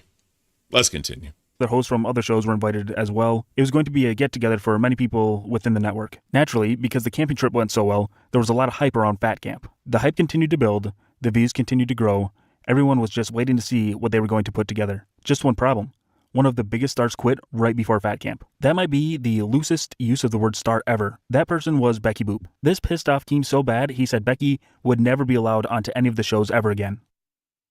Fat Camp was talked up as if it was going to be a major production. They made it seem like it was going to be the production quality of an actual network TV show. Needless to say, this is not at all what was being provided. The output was not matching the promise. When it came time for each of the individual shows to go live, they would sit down in front of a fireplace to do it. Not everyone was at Fat Camp. $183. That's how much they get for a crown.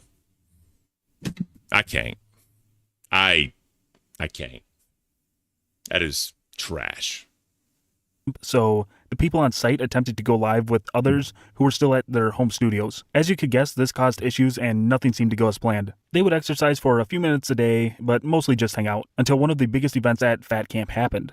Becky Boop arrived at the event. You know, the Becky Boop who was fired and Keem said he would never work with again? That one. Keemstar swore she wouldn't be at the event and wouldn't be allowed back. Well, she was there, and the fan base was split. Many people said it was scripted, while others were just happy to see she was back. Either way, it changed the entire mood of the event. Even the hosts that were there said that it wasn't the same after she arrived. It wasn't. So I'm going to tell y'all right now, and I suck at math. Fucking, when she got there, the haze that was in the air, bro. The fucking haze and the fucking just aura of her being there. The air was heavy. And there was so much fucking tension in the air when she was there, bro, for those 2 days. Like, yeah, I could, when you saw her, like, just dread fucking came to everybody. And it was fucked up, bro. It is so fucked up. And I don't understand why she was even allowed to come. And they didn't even talk about her getting led up to coming. Come on, bro. There was so much shit that happened with her and fucking Savage fighting, with her and Tina not getting along and her quitting. She quit twice before even Fat Camp started. She wanted to do her own fucking thing. There's so much shit that happened to lead up to her coming there. And then they ended up paying half of her expenses to come. He left that out, bro. Like, there's just so much shit that's here that he left out. I can't, bro. She gave off such a bad vibe that it even caused a physical fight between her and one of the lesser-known hosts. Tensions were high. Roxy! But that was not even close to the end of it. Whether or not you thought it was scripted, the truth was about to come out. They want to address what I said, because I said we all had to pass the hat around to get Becky here. There's also a missed dono from Trusted Texan. Wait, so y'all paid Becky to come, meaning it was planned? I'm confused. It's not so much that we paid Becky to come. Becky called begging to come, but she didn't have the funds to do it. So Keem and Mike got... Look at his face, bro. Pissed. He's fucking pissed. And Boogie is like, what the fuck is happening? What is happening? Together, and they paid half of her bill to get here. Who told you that? I was in the room. In what room? With the Becky conversation. Oh, after she got here? I don't know. I don't remember the timeline, but... Yep, there it is. There it is. Just looking right into the camera. Just pissed the fuck off. Y'all can see his face right here. He is so fucking mad, bro. He is so fucking mad right now. Is what it is. When she was like begging? What's that? Cali Coma. This is extremely surface level video. So what I think he did, he went to the start, then he went to the most popular videos. That's what I think he did. I think he took like, well, obviously Fat Camp, right? But he went to the most popular videos to kind of see where it would happen. He skipped months of lore, right? And then he just wanted to end at Fat Camp, which I agree. Fat Camp is start of the fall. I will agree with that. But he left out so much more information. So much more information. That's why I wanted to do the History of Lolcow series, because there's so much that people don't know, right? And so much of this shit that people forgot that led us to where we are. You know what I mean? Like this is a terrible fucking job. He doesn't even cover Rush picked her up from the airport. That's what I'm saying, dude. For money? I'm like, you just showed up. Maybe they'll say it. Maybe they'll say it. Oh. I thought it was her fucking sugar daddy that paid for her to come here. That was my best guess. I still think she was in Texas, and I think. Bro, I gotta tell these guys to stop fucking Yeah, he's pissed, bro. He is so mad. He wanted to get off camera. Now, when this was happening, I was in the back. Like where that lake was and shit. That's where I was. What are the comments talking about? That's why he sent Mike in, because obviously Keem and Mike were the one that paying it. He sent Mike, because Mike is king of the show notes, king of the scripts, king of just coming up with shit off the top of his head, right? That's why he sent Mike in, I think. They're talking about the leak with the Becky. What happened with leak? He said some. What did he say? He said something real dumb. What'd you say? That we passed the hat around to get Becky here. Pass the hat around? What does it fucking matter? When you pass the hat around, you pass the hat around to collect money. Oh, to get her here? Yeah. We paid for her to get her after she got here. Yeah. But like she was practically begging us. But she was here. What else are we supposed to do? Yeah. Well, Yanji donated $20. All I know is I only ever donate to this show and maybe Rewind. I always leave when Becky's on screen. Yep. Thank you, Yanji. Good man. Retro donated $20. Wings, I hope you don't get in trouble for keeping this one 100. I imagine Keem is texting you how to fix this. No, it's my wife texting me, telling me that I'm fired and oh my God, and that I'm a dumbass and shit. What did like you say? that. I don't get what you said. Yeah, so Keem came around and was talking to us, saying how stupid this shit was. He was venting right now. Keem was pissed. He was royally pissed the fuck off. That's why I had to get off camera to come talk to people, just to kind of vent right now. I told you exactly what I said. What did you say? That we passed the hat around for Becky. What's wrong with that? Because it implies that we knew Becky was coming. We passed the hat around after. Yeah, Becky was claiming she was fucking broke. She said she... Okay, so what's the controversy here? People think that it was like, guys, she's already quit. Before she got here, we collect something. Okay, that's not what happened. First of all, she's already quit on us as it is. She's fucking bald, sitting up there stewing, quitting already. Becky is impossible to work with. She got here, she showed up, she showed up at the thing, we made a bunch of money, and she said because they made $11,000, the least we could do is pay her way to get here because she spent a bunch of money to get here. That's what happened. I mean, if you look at it like that, because that first stream she was there when she made her surprise appearance, that stream made $11,000. Maybe she has a leg to stand on. Like, if I'm paying all this money and then I show up and your show makes $11,000 because I'm there, I'll give her that. She has a little bit of a leg to stand on, right? I'll give her that. But this all happened before the fact. Mike's trying to sweep and say because of how much money we made, that's why we did it, or that's why she bitched about it, whatever. But yeah, all the shit happened prior. Like, it's not it, bro. If someone, Richie Dubs, what up, bro? If someone had told them she was that volatile and unpredictable, I wonder who could have told them that, Richie. Wink, wink. God. That's what I was insinuating at because, like, When was the problem? Because I was saying, like, Richie was at the OG camping trip. That's what I was expecting at Fat Camp, was something like the OG camping trip, because that was so much fun, bro. That was so much fucking fun. And it ended up being the complete and utter opposite. Just saying. Yeah, fucking brain. Because fucking Scott Hathaway pointed out, by the way, he said she's not the reason you made $11,000 that night. No, it's because it was our first long stream. I think we'll make several thousand tonight. Because at the end of the day, people like long streams. People like chill streams. They like, that's why because they made so much, is why she got a little piece of the stream to help get her here. Well, we had motherfuckers talk about. I already had the clippers. The clippers are for me. Those are my clippers. I shaved my head and my beard. Oh, so now everything's fucking fake. Okay, who cares? Shot's right. Wings has to do a punishment. For what? What do you mean for what? Yeah, he's livid. He is so fucking livid, bro. Real quick, let's see how long this goes. Bro, how fucking long does he go with no commentary? Like, what the fuck? We're talking a minute and 3. We'll just go a minute and 3. Dude. 20 minutes. This motherfucker has 20 minutes and no commentary.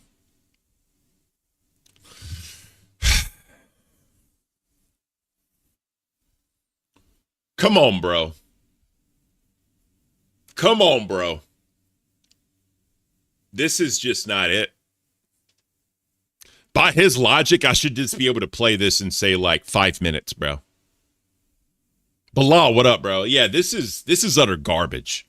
This is garbage. This is straight up garbage. Well, what you implied. Because now look, even if you punch me, they're going to believe what I said.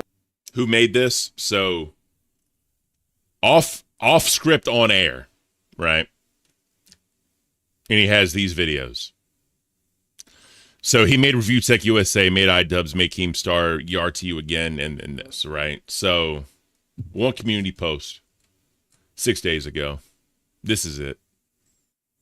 Like, this is garbage. This is garbage. Said over what you guys are Yeah, saying. the team needs sustenance in the form of comedy. From Yes, please. I mean, like, if you want to punish, don't you call it punish? Just like Wings needs to do something dumb. Like what? So fucking stupid. Mike scripts are crazy. This is not a Mike script. We don't script anything on the show. We do. Now this is damage control. This is damage control. This was, yeah. Improv. They might. Yeah, he's a lazy wannabe YouTuber. That's what I'm saying, bro. This is trash. Just like the other day when you could see like the fucking tow hook Ori on the back of the car. That's so we knew we could get it the fuck out of the water. Yes, that was staged, but the Becky stuff wasn't, and that's what they all think now. Yep. Yeah. That's not even staged. That's just like, all right, we have this car. What can we do with the car? Well, yeah, I know. Yeah. But I'm saying, yeah, that what I'm saying is they think the Becky situation is the same as the car situation. He is full on retarded. How am I full on retarded? It's like, remember at the meeting, right? When we had the meeting, and he goes, if anyone doesn't get this, they just don't know common sense. We got here on the fucking 16th. Becky cried for like 2 hours or 3 hours a day, every day on the fucking back deck about, I want my job, I want to be here, I wanted to be with you. And then she would make up 15,000 excuses to why they can't. We called her bluff as a community. Like, how much would it take for her to get here? She gave us a fucking number. We met her in the middle. Wings sucks. It's not even about Wings sucks. The whole fact that y'all wanted to script it sucks. Why didn't you just be real? Like, we tried to get Becky here. Becky's a fucking psycho bitch. We learned that by getting her here in person because nobody's ever met her in person before. It She's a was psychopath. just better to act like her walking in the room was a fucking surprise, right? Which her coming technically was a surprise, right? The joke was from Super Chat at $26.09. You just gotta These out are the everything. abuse. Wings your bald boogie you slept with your dad. What's the point of outing everything? Okay, well, we changed one little... Guys, that's back when TTS was actually funny. That's back when TTS was actually funny. Yeah, this shit was so staged, only a handful of people knew she was coming. That's what I'm saying, but apparently Roxy already fucking leaked it on, I think, Milkers or on another show when she was, or whatever. And that's when it was mentioned that Rush went to pick her up at the airport, and then, yeah, so. Detail just to make it a little bit more entertaining. And then you fucking out everything just to make everything look fake. Like, why? Because I don't believe everything's fake anyway. Liz, Super Chatted $20. Bethany Frankel voice asterisk mention it all. Wings. But imagine. Mention it ALLLLL. And they're saying thank you, Wings. No, Wings ruined it. Imagine at the end of every wrestling match. Imagine at the end of every wrestling match, at the end of WrestleMania, Hulk Hogan and Andre the Giant stand up and like, now here's how I got Andre up above my shoulder. Right? We had to plan it. We had to. Han Solo said it best. OG Lolcow ended as soon as Wings said, because I fucking can. That's it, bro. Because I fucking can. I think she leaked it on Queens. She probably did, bro. Now, kids, don't worry. Nobody ever gets hurt in wrestling. There It's all was one fake. single detail that was changed. That we were surprised that she was here because she said she was coming, and we still didn't think she was coming. But here's the fact. Then she did come, and we were like, okay, she came. What was she here? 2 hours before the stream started, right? Here's the fact. Before she showed up, Roxy leaked that Lord Rush went to pick her up at the airport. How did Lord Rush know to pick There it is. There it is. her up at the airport? Tell me that fucking shit. Because Roxy's a dumb bitch too. You guys are dumb bitches. Like, you don't understand. But also, like, and Boogie, your fucking point, they do kayfabe it because in the Monday Night Raw, the next episode, they'll fucking do a heel turn. Right, but they don't immediately say in the middle of the match. Don't Thank worry, you, they're Coheed. make-believe. Here's the thing. Some real thing happens, right? And then we take that real thing and just make it a little bit more entertaining, right? For a surprise factor. Celtics in 7 Super Chat don't have to out it. Wings. This is why you are useless. Thank you. And like the way they now believe is like they were. Sly Guy FB Super Chatted $20. Just take the L in Wings, take the W real organic drama pays better, not loosely scripted drama. But the problem is she brought a wig in advance, so that ruins the punishment. That is not Anyways, true. not all of us are stupid. Now Stop everything's treating fake. us like we are. No. That also makes it look fake. The fact Now that the everything's wig fake. too. Now that everything's makes it look fake. fake. You just go to town and buy a wig. We live in a town where people sell fucking wigs. Just go buy a wig. But she don't have a car. Vegeta Great Super There's Chat, 30 cars right $90.41. there. Thanks for all the entertainment. Have you guys been following the DSP Kino Casino drama? Any chance Keen can wrangle him now that he's desperate and got caught faking his wife's cancer? Gotta hope so. We haven't had a chance to talk to DSP or Kino or any of those. We don't. See, you guys are making it look like I'm making it look fake. But when y'all do that little fucking change that creates a lie, people don't believe that the fight was real. Yeah, but you didn't have to out it. You didn't have to make the little change. You could just admit it that we paid for you to come here. But also, you didn't have to out it. Yeah, there's no commentary in this fucking video, man. Like, come on, bro. Come on, bro. Come on, bro. This is just. We have 12 more minutes of no commentary. Ah, this guy's trash. Why did you out him? What was the purpose of you outing him? What was the purpose of that? What was the purpose of changing the thing? Becky was still screaming in the fucking theater depending on what. Okay, so what, we're supposed to start the stream and be like, hey guys, just so you know, Becky's here, da da da da. Or no, you start the stream like this. Comes in, right, and oh my god, she's here, which was a better entrance. No. Everything that happened, everything she said was real, our fight was real, our arguments are real. Look at 10 minutes in the match. Oh no, I made a better entrance for Becky. Or we could have done this. We could have filmed some of these fucking Becky conversations, showed you the footage, showed you what we did, and we're like, here's Becky. And now it's a somber tone, and people are all ready to be kind of against her, which is what you wanted to begin with. Okay, let me ask you a question. Tonight, or earlier today, Roxy and fucking Becky got into an... All right, I'm going to fast forward a little bit, because this is just... We all know. We all know. I promise you will. Push on the back. What's the plan here? That's fucked. I don't know. So he's just fucking sabotage the brand, sabotage. I'm not sabotaging the brand for a lie that you fucking made. Yeah. Yeah, you are. You creating a lie, sabotaging and you're even calling it a lie. You know, it's a fucking lie. You're even calling it a lie. What part of it is not a fucking You're lie? calling it a fucking what lie. part of it's not a fucking lie? Tell me what part of it. It's not a lie. Right there. It's a setup. That's not a setup. It's a fucking lie. And why are you getting loud in my face? Because I fucking can. And that's when Lolcow Live died. Right here is where it died. So, real quick. Are you fucking serious? You better stop. You better stop. Now, what happened there, right, when there was that cut, and then that is because the cord got unplugged to the PC that was actually streaming, right? That's what happened. That's the only reason why the fucking the stream ended there. It should have kept going because Beans was on the camera. She was like seeing it and shit, right? But since the cord got unplugged, they had to hurry up and plug it back in, and it took it a whatever to fucking, get back in. So that wasn't cut on purpose. Whatever anyone says on the fucking whatever, that's what happened. I promise y'all that's what happened. Lasting opinion, how does he skip Grace doing a whole SRV stream and showing up at Fat Camp? I'm telling you, bro. It's trash. This dude is trash. He doesn't know. All he is going off of is the important moments, skipping so much fucking lore, looking at the most popular videos, and is putting a video out to be the first rise and fall of Lolcow Live. That's the only reason why he did this. He wanted to be the first person. And obviously he follows Lolcows based on his channel. So, it is what it is, man. He's just not it. That is such bullshit. What even set him off? And he's getting loud in my face. So I got in his face. I'm like, are you serious? And then he started pushing me. I'm like, dude, I'm going to swing. You keep doing that. And he went to go grab me like this. Yeah. But like, that's where this came Retro Super Chatted $20. And I kept saying, I'm going to hit you. I'm going to hit you. I'm going to hit you. And then he wouldn't fucking, and then somehow it got broken up or whatever. Yeah, I can't believe. Now, when this happened, right, there's a reason I'm behind him. Because he was ahead of me like 10 or 15 feet. He heard Boogie and then just took off, right? His adrenaline was pumping. He just took the fuck off. Kelly was next to him.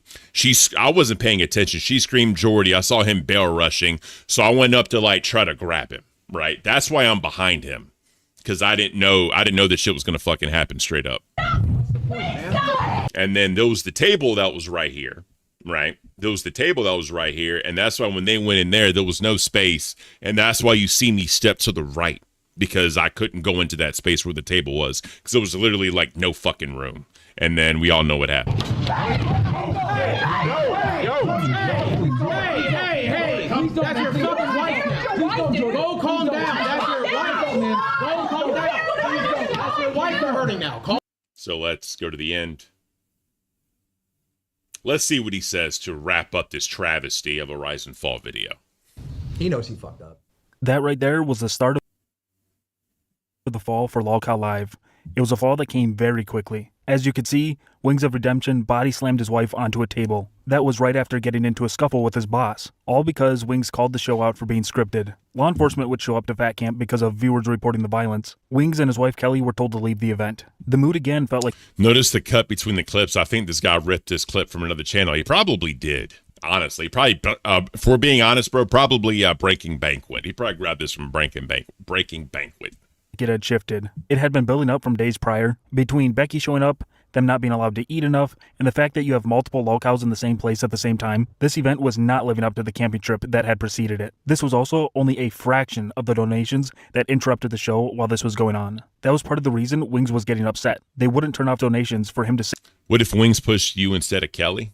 I don't know. He'd probably still be on the show because I wouldn't say anything. But, I mean, it is what it is. I mean, I don't know what would have happened personally. I don't know. I don't think I would have fallen because I would have been in front of him and he wouldn't have turned to fucking push me because I would have fucking, if I was in front of that dude, if I was with him when he started running, I could have like moved him and like held on to him to like calm him down. Right. Like whatever. I don't want to get into it.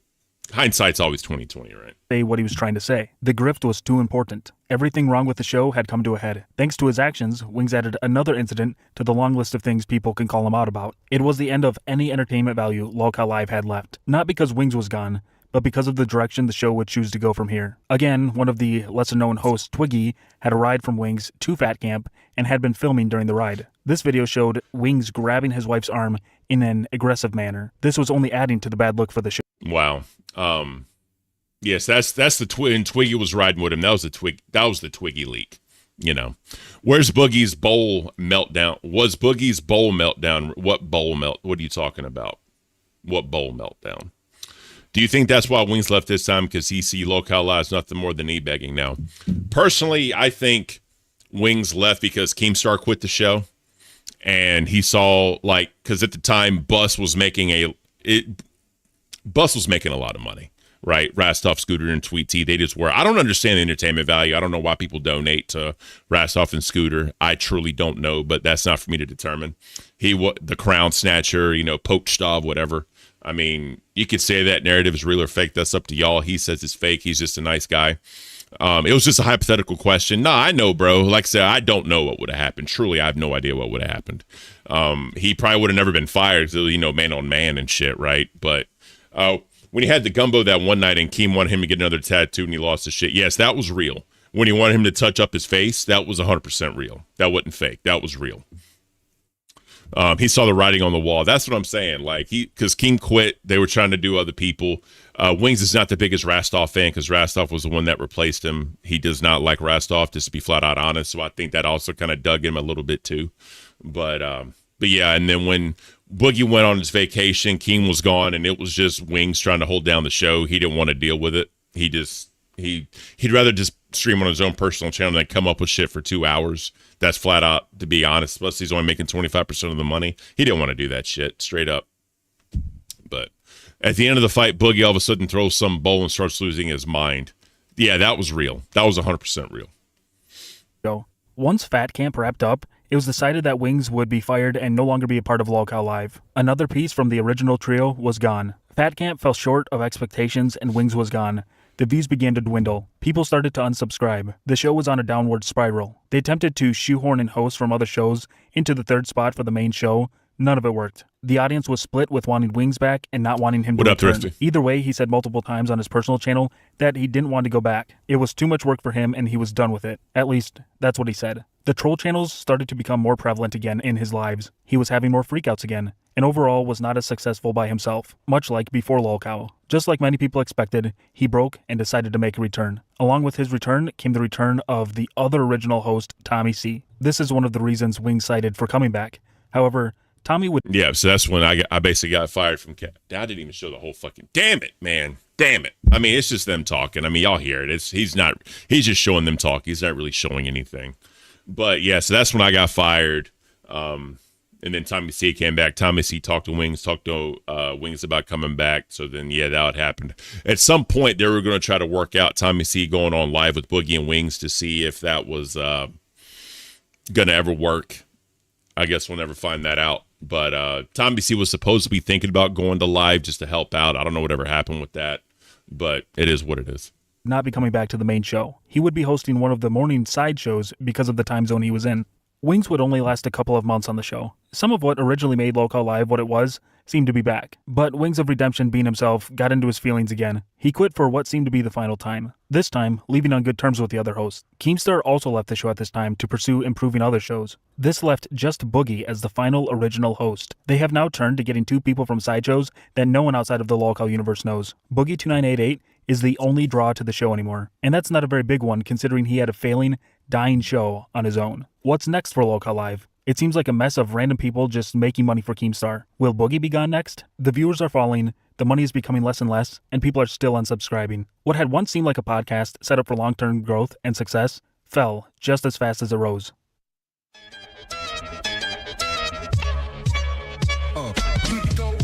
It's the same old thing. Boogie is lying. He really played the fucking... Come on, bro. He really fucking played that at the end. He really fucking played that at the end.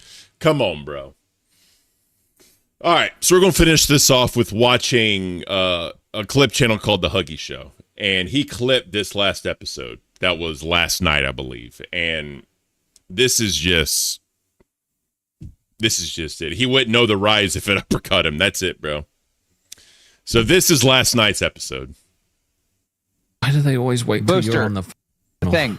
Shut up! I literally waited for the god TTS to stop. God, I'm gonna fucking speak. Look, I don't let. Real quick, guys, let me know that dude's video, the rise and fall, 1 to 10. Y'all tell me, 1 through 10. What do y'all think about it? What do y'all think about it? I think it was a flat out fucking 2. That was trash. I should give it a 1. And their opinions dictate what I'm doing at all. Angel B super chatted $10 turn this to tell you that makes me. Yeah, him leaving the TTS on at like 10 is kind of telling because, you know, it just, people don't want to donate $20 anymore, bro. Like straight up -1. That's facts. Rastoff eat soup. Yeah, it was terrible. Turn this first time. Turn this garbage off. The fact that, bro, not a single one of you donates. Not a single one of you supports this show until I call in and want to say something. God damn. And what does that tell you, Keem? They want you back on the show. They, unless it was that $5 bullshit, they want you back on the show, bro. They don't want this cast. They just don't. They just don't, bro. Else. You know what, Booster? You Rastoff, Boogie, Q Scooter, every grease ball in the chat. I don't care. Huggy Bear. Fuck you, Ken. What up, bro? I'm not talking about you, Huggy Bear. I'm talking about the fucking rise and fall, bro. Huggy did an awesome job, but appreciate you being here, Huggy. You care more about your computers than me, and that's not right. Why is your mother referring to this as the computer? She's 73 years old. Real quick, Charlie, fun fact about that, bro. So remember when I was fired and Becky showed up, which I didn't know that was happening, by the way. I didn't know. All I was told was Mike's going to come up and talk to y'all for a little bit. It's the first show just to kind of, you know, whatever. And, you know, I was like, all right, cool. Just give us a little bit of content. I was like, all right, cool. I didn't know that was happening. But, you know, I don't know where I was going with that. Oh, yeah. That stream got age restricted. I don't know why that stream got age restricted when Becky first showed up. But, yeah, yeah. Old sir, she doesn't understand technology. She doesn't understand like that. She doesn't understand that this being a job, sir. I just when. Oh, Huggy said, "Yeah, not you, Boomer." God, I'm old. Oh, I'm fucking old. I should be dead in the eyes of the internet. You can go back and see when that phone call happened. She yelled at me. She asked me, "I guess you don't have a family anymore, do you?" And I said, I tried to explain to her that. Yeah. So if y'all don't know, this is Booster Gold. He's the latest content king in fucking LCL. I was in the middle of something that I was busy doing work, and she yelled at me, told me don't even bother coming to see my son because obviously the computer is more important than everything. So if that's the case, I don't need this job because I'm not gonna have. Okay, but that's not true. It's not that your computer is more important than your son. It's not even that this job is more important than your son.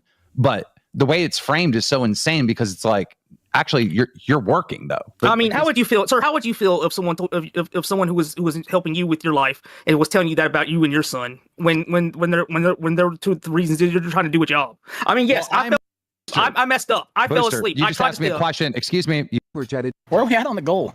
I think it's almost hit. It has to almost be hit, right? I don't know. Yeah, I think we Yeah, like why Booster's in too deep. He is, bro. He is.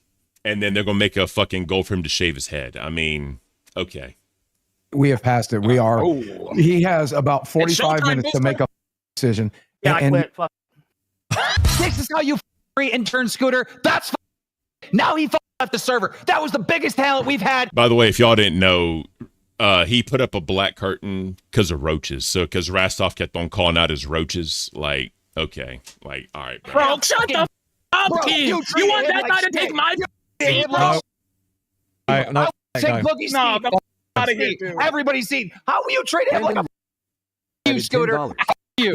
You had like 2,000 viewers when Booster was in here. It jumped up to 26. I tried, Since he's Huggy. left, you lost 100 viewers.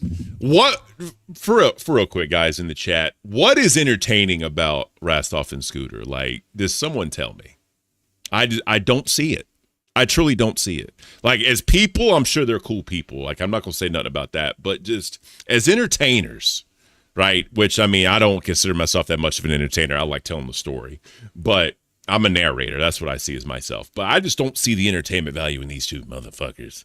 I mean, yeah, Scooter crashes out. Yeah, he does IRL, but it's so cringe. Maybe that's the entertainment because it's cringe. I don't know, bro. I don't know. I want him back. I invited him back. All he's got to do is rejoin. He didn't have to leave. Well, you guys made him leave. No. We set a goal. What were we supposed to do with him? Baby him? I was gonna have him shave the sides of his hair the way you shaved mine, so he'd look better. All right, Plex guys. By the way, I'm a put out when Plex goes live tonight. He's going to cover the bullshit that I just covered, and because he'll have a different insight than I do. I'll make sure I put that out on X and on like the community post. Make sure you check him out. Appreciate you, Plex. Thanks for being here, brother. Like what we're supposed to do to help him? He just sat there. He was an hour late and he sat there. He's drunk, passed out before the show. Like, bro, whenever I was saying that, oh, I don't want to be here, I want to quit, blah, blah, blah. You're like, get the f Scooter. I'm done with that shit. Booster Gold said that guys bullied him. You were mean to him. That's bull. Dude, All people have to be handled in different ways. Well, we handled him in the safest way possible. Hair grows back, dude. Whatever. Are you getting him back on the server?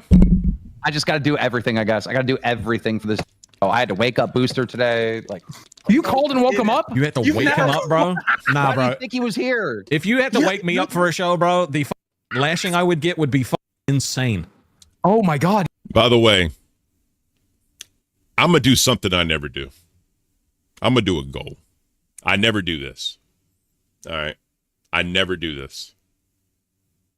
But I'm curious. I'm curious at what y'all think. All right. Never do this. Let me see. Can I do one? I can't do one. What the fuck? I can't. It's going to be something small. It's not going to be crazy. I promise. I promise. I'm going to put up for 30 minutes because I'll probably be live about another 30-some minutes.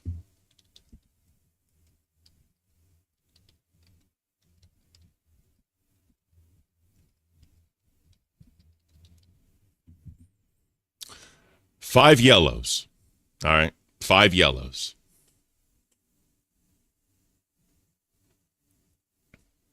And it's going to be a deep dive on the history of Rastov in the LCU and how he's changed. I started thinking about doing this, and there's a reason. There's a reason I thought about doing this. And if we reach the goal and I do this, I will tell y'all what that reason is. All right. But there's a lot to Rastov in the history of him in the LCU and how he's kind of changed just a little bit. Well, not really a little bit, but I'm telling y'all, there's a story. There's a story. And if I'm being honest, it's not all his fault. All right. I'm not putting the sole blame on him, but there is a story to tell. With clips, with commentary, and with explanation. All right.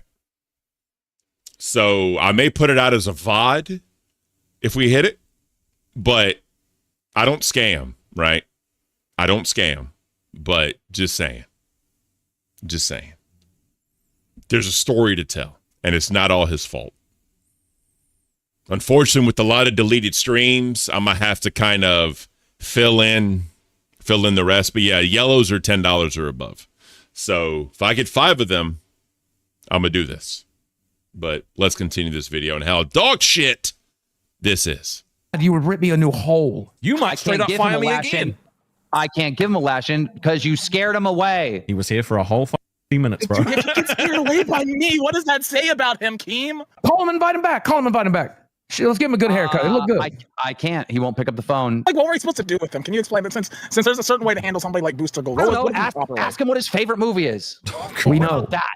What about we know that? It's anything Marvel. I mean, the audience for now. All right. Listen. All right. I'm prepared to do it. I know you are. Here's the thing. We need to have the conversation publicly that we just had privately. All right. Because I was telling these guys, they don't know how to talk to you. So I'm going to show them how to talk sense to Booster Gold. Yes, sir. Booster, are you? Your 73-year-old mother says that you don't have a right to have a job. Of course you have a right to have a job. And why would you give a fuck? You're a grown ass man and you got a kid. If you care about your kid, then you should have a job. All fathers that care about their kids are providers that take care of their kids. You tell that 73-year-old mother of yours that you're a fucking man. This is your job. I'm bored. I am bored. This shit was so boring. Then he shaved his head. Motherfucker looking like Gomer Pyle. I can't. Let's finish this out. Then we're gonna watch one more. When this show's over, you should be forced to watch the first hour of the show. I kind of lived it, so I kind of know. I'll watch it. Yeah, that's fine. You should all just watch it again. And I think I know. You can watch the viewers in real time. They come in, they stay for about 3 minutes, and literally nothing. Neon with the 10 euros. At Neontanoni tip 10 euros to support the KCA. Let's do this, guys. Appreciate you, Neon. Thank you so much. 4 more yellows, guys. That's all I need. Remotely entertaining is happening, and then they leave. And then Boogie suggests, hey, let's play a beat. And then that sat around for like 10 minutes to get a freestyle rap going on. That's like a 10 minutes of click off this. Do not watch this anymore. Well, we were going to start with our intern, but he passed out. Then Boogie wanted to debate back and forth. Oh, no, you got to play the music. No, the whole time, like, people are just like, I'm going to leave. I'm gonna skip this show. Maybe it'll be better tomorrow. Others are like, bro, I wish Keemstar was here. He would never let this dead air bull happen. A lot of people wish you were there, bro. Like, stop the bullshit. You can look at the analytics. You can look at the subscriber count. You can look at the fucking donations. You can look at all that shit. People want you back, Keem, but you just don't want to be back. You truly don't, and it sucks. Han Solo with the $9.99. Stonic has been pulling the strings this whole time. The OG third host of Aussie. Thank you so much, Han Solo. I appreciate you, brother. Thank you for that. 3 more, guys. 3 more. And we're going to be doing that Rastov deep dive and how he's changed in his time in the LCU. And how many times did we have technical issues in the first year where you had to fix? I mean, you didn't have technical issues. You invented technical issues. You had technical issues on your end where you had to fix. Exactly. You invented a technical issue by coming up with beats, sending it to them, explaining to them, hey, you have to play this, you have to do this, you have to do that. And then 10 minutes went by before it actually took place. It was their idea. Well, I just tried to facilitate it for the. Tell them, did you bring beats? And if they didn't bring beats, then whatever. I did. Okay, that's fair. Yeah, that's fair. Charlie, he wants it to fail so he can end it and not get the blame. I mean, I could see that, positioning that shit. I think he's, because remember when we looked at the history of Lolcow, right? He retired. And then he did this as his DLC or his side project. He then said this became a job. And I think he's just over it. I truly think he's just over it. And he's cramming all these other fucking shows in the B circuit to try to get whatever he can before he just ends it. But I'm telling you right now, bro, if this shit ends, this dude is fucked. This dude is royally fucked. That's all I'm saying. Now so there's the report card. Yeah, there's a whole thing, bro. There's a whole fucking thing. So Mike is now the some type of like production director, and now there's like certain shows that have to like send to Mike their show notes, and then Mike has to approve it before they actually go on the show, and then they have to send the report card of the revenue and memberships at the end of every show, right? Okay. Like, what's your opinion on the morning schedule of the LCU? I mean, I don't know. I truly don't know, bro. Do you remember Rastov falling on a second jumping jack? Oh, yeah, I know. And he got the charge. I remember that shit. Trust me. Dude doesn't want a video that could lose his disability claim. I mean, I don't know what's happening with that. I think he said it's over because remember there was a whole thing where he couldn't make a certain amount of money. Then he said it's over with now and he can make all the money he wants. I mean, I'd actually yes, it's disconnecting. Beautiful. What is happening? Now reconnected. I don't know what happened. I don't know what the fuck just happened. It said my OBS disconnected and then it reconnected. I can't. Yeah, I don't know the whole full story with that one, honestly. And to be fair, that's none of my business. But the fact he brought it up on stream, I mean, that's on. He probably should have never brought that up. But you know, I mean, it is what it is. But the morning schedule, trash. I'm back. All right, yeah, OBS disconnected. I don't know what the fuck happened. Let's continue. All right, so that's it. So, but there was the stream.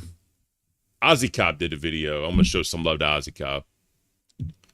Show some love to Ozzy Cobb. Let's get it. Holy God, what are you showing me? His head. Come on. What's going on? What's going on? What's up, Scooter? Look how live. You're in your rat costume, bro? I'm in my. This ain't it. Here we go. This is it. Holy God, what are you showing me? His head. Come on. Yo, what's going on, guys? It's Ozzy, back with another video. Rastov used to be nice at the start. Now they made him the bad guy. Yeah, I know. But he kept on trying to have that like nice guy act, and he tried to let it go. Then the community manager thing happened, and I'm gonna go into all that if we hit the goal. Because I have clips, I have the commentary, and I can tell the story. 3 more yellows, and I will be doing that, and it's gonna be beautiful. Trust me. You're not going to want to miss it because I am the narrator. I am the storyteller. None of these motherfuckers know how to tell. Outside of Keem, no one can tell a story like me. I don't give a shit what anybody says. I can tell the fucking story. But, you know, let's just listen. Just listen to Ozzy Cobb and what he says because this is so true. Don't worry, I'm not becoming a commentary channel. Daily clips are still coming. But I did want to get my thoughts out about Lolcow Live and just how terrible it's gotten recently and how unwatchable it truly is. So, we're stuck with Boogie2988, some guy named Scooter, and then Rastov. Scooter just drops the F-bomb every 2 seconds. He's extremely annoying, and he just sits there. He's the worst host they've ever had. Well, actually, I don't know. He's just as bad as all the other ones, you know, just a Discord nobody. And then Rastov. He was going to say Batgirl, I think, but that's beside the point. Or CD-ROM, but CD-ROM to me is like the worst host ever. Like, when CD-ROM was trying to act, it was fucking terrible. Then he did that little mouth thing. He talking. You know what I mean? Like, I can't with that dude. CD-ROM's a bitch. I thought about getting CD-ROM up here for an interview. I thought about it. Or asking him if he'd be willing to come up here and talk. But, you know. Let's get back to it. Actually quit, or maybe he'll be back. Who knows? But I wanted to kind of watch one of their more recent videos, take a look at a few clips, and just show you how bad the show has gotten. Like, if you thought it was terrible like a month or 2 ago, you have no idea. TTS has basically ruined the thing, and it's just cringe, fake, and terrible. So let's get into it. Actually do that shit on YouTube. Yeah, the $5 TTS fucking ruined. And they put it up to 10. But still ruined. Arichi Garrett super chatted $5. How can Yo Mama own a Giants hat and Dodgers hat? That's true. Jack doesn't do anything super chatted $5. Boogie, did you? Now, I'm at work trying to listen to this. And it was just terrible. You get your magic cards this morning. Now, sold out of the In Pink Heart super chatted $4.99. Boogie goes to jail era. Let's go. Oh, that would be. UPGR4D3 super chatted $5. All right. After Peace Day, can we have a war day? Yes, I would really like to have a war Nameless day. Ghoul super chatted $6.93. Love you guys. I got you, Amazing. Fuck off. Kelly super chatted $4.99. Alrighty, so that clip you watched was only 43 seconds, and if you managed to get through it, congratulations. So that's what I have to deal with, trying to watch that. It is what it is. You can't. How am I supposed to clip this? What am I supposed to do with this? Even me. Nothing. Literally nothing, bro. Because when all you got is this TTS and them raging at TTS like for $5, I mean, it's just not it. Because obviously a lot more people do $5 and $20, right? Just to talk some shit. But it's just because of the characters that YouTube allows, like in the $5, like it's rapid fire. It's just, and it's like, why am I donating? And also Skip, fucking Scooter skipped my donation because I said I think Rastoff and Scooter are trash. This show sucks now. Scooter skipped that donation, by the way. He skipped it. Piece of shit. Who like will try and get fucking gold out of this shit. I can't, bro. I'm tapping out. With this shit, I tap out, dude. I'm not. I have a tolerance, man. I tell everybody, I have a very high tolerance for shit. I watch Review Tech USA. I watch iDubbbz on fucking Twitch. I mean, dude, trust me. I've been through the fucking trenches when it comes to bad content. But the TTS $5, it goes on forever and ever and ever. And then you'll notice that Scooter pretends to like have a hissy fit. He's like, shut the TTS up, shut the TTS, da da da da. Obviously, Scooter really doesn't give a fuck because he's making, that's $5 a pocket every time. Exactly, Han Solo. One of those robot voices pop up. So he just pretends, obviously, I'm talking to you guys like you're dense, and I don't need to. Obviously, Scooter fakes his A. Everything's fake about this show, but it's been really, really extra fake lately. I mean, it really is just $100 card, or eat in front of the cashier. Can we just? Viking super chatted $5. Underscore Dramalert. Underscore Dramalert. So I've said this before on one of my live streams, I think. But one of the biggest problems with Lolcow Live and the fan base and everything, and like the entire show that nobody really seems to pick up on is when Lolcow Live was at its like biggest, when Boogie, with the cancer arc, the camping stream, the election stream during that time period. One thing that everybody tends to forget is the TTSs used to be funny. Yes, that is a fact. And like listening, like when we just listened to that fucking, what's that, Off the Air, whatever the fuck, when he did the reaction and he showed like the camping trip TTS, that was hilarious. The shit that people were saying, it was fucking beautiful. But it's just trash now. Like, no, it's just shit talking. It's not even joking around anymore. Rastoff Eat Soup, Scooter's the fakest person ever. I'm not a fan of Scooter. I'm not, as an entertainer. As a person, I'm sure he's cool, but as an entertainer, I think he's trash. I'm sorry, I just do. Like, just yelling and saying the F word like they said every other word and just crashing out, it gets old. Like, that's not sustainable content to me. They used to actually be funny, right? That's where Lolcow Live got its bread and butter. It wouldn't be 6 people giving them $200 a day. It'd be probably 60 people giving them maybe $10 or $20 a day, right? And it was way more. At Sir Joseph Pesci tipped $10 Thank you, Joe to Pesci. support the KCA. Keem poping in and shiting on these guys is the new best part of the show. Scooter needs to go. I might try out and be an intern. There you go. I mean, shit, why not try out, bro? Why not? I mean, get on one of these other shows and show what you got. You know what I mean? But thank you so much for the 10. 2 more, guys. 2 more. And we're doing the Rastoff deep dive. Enjoyable because the people who donated back at that time, were probably stupid, but they at least could be a little funny. The only people still watching this are dented retards, unfortunately. Sit down. So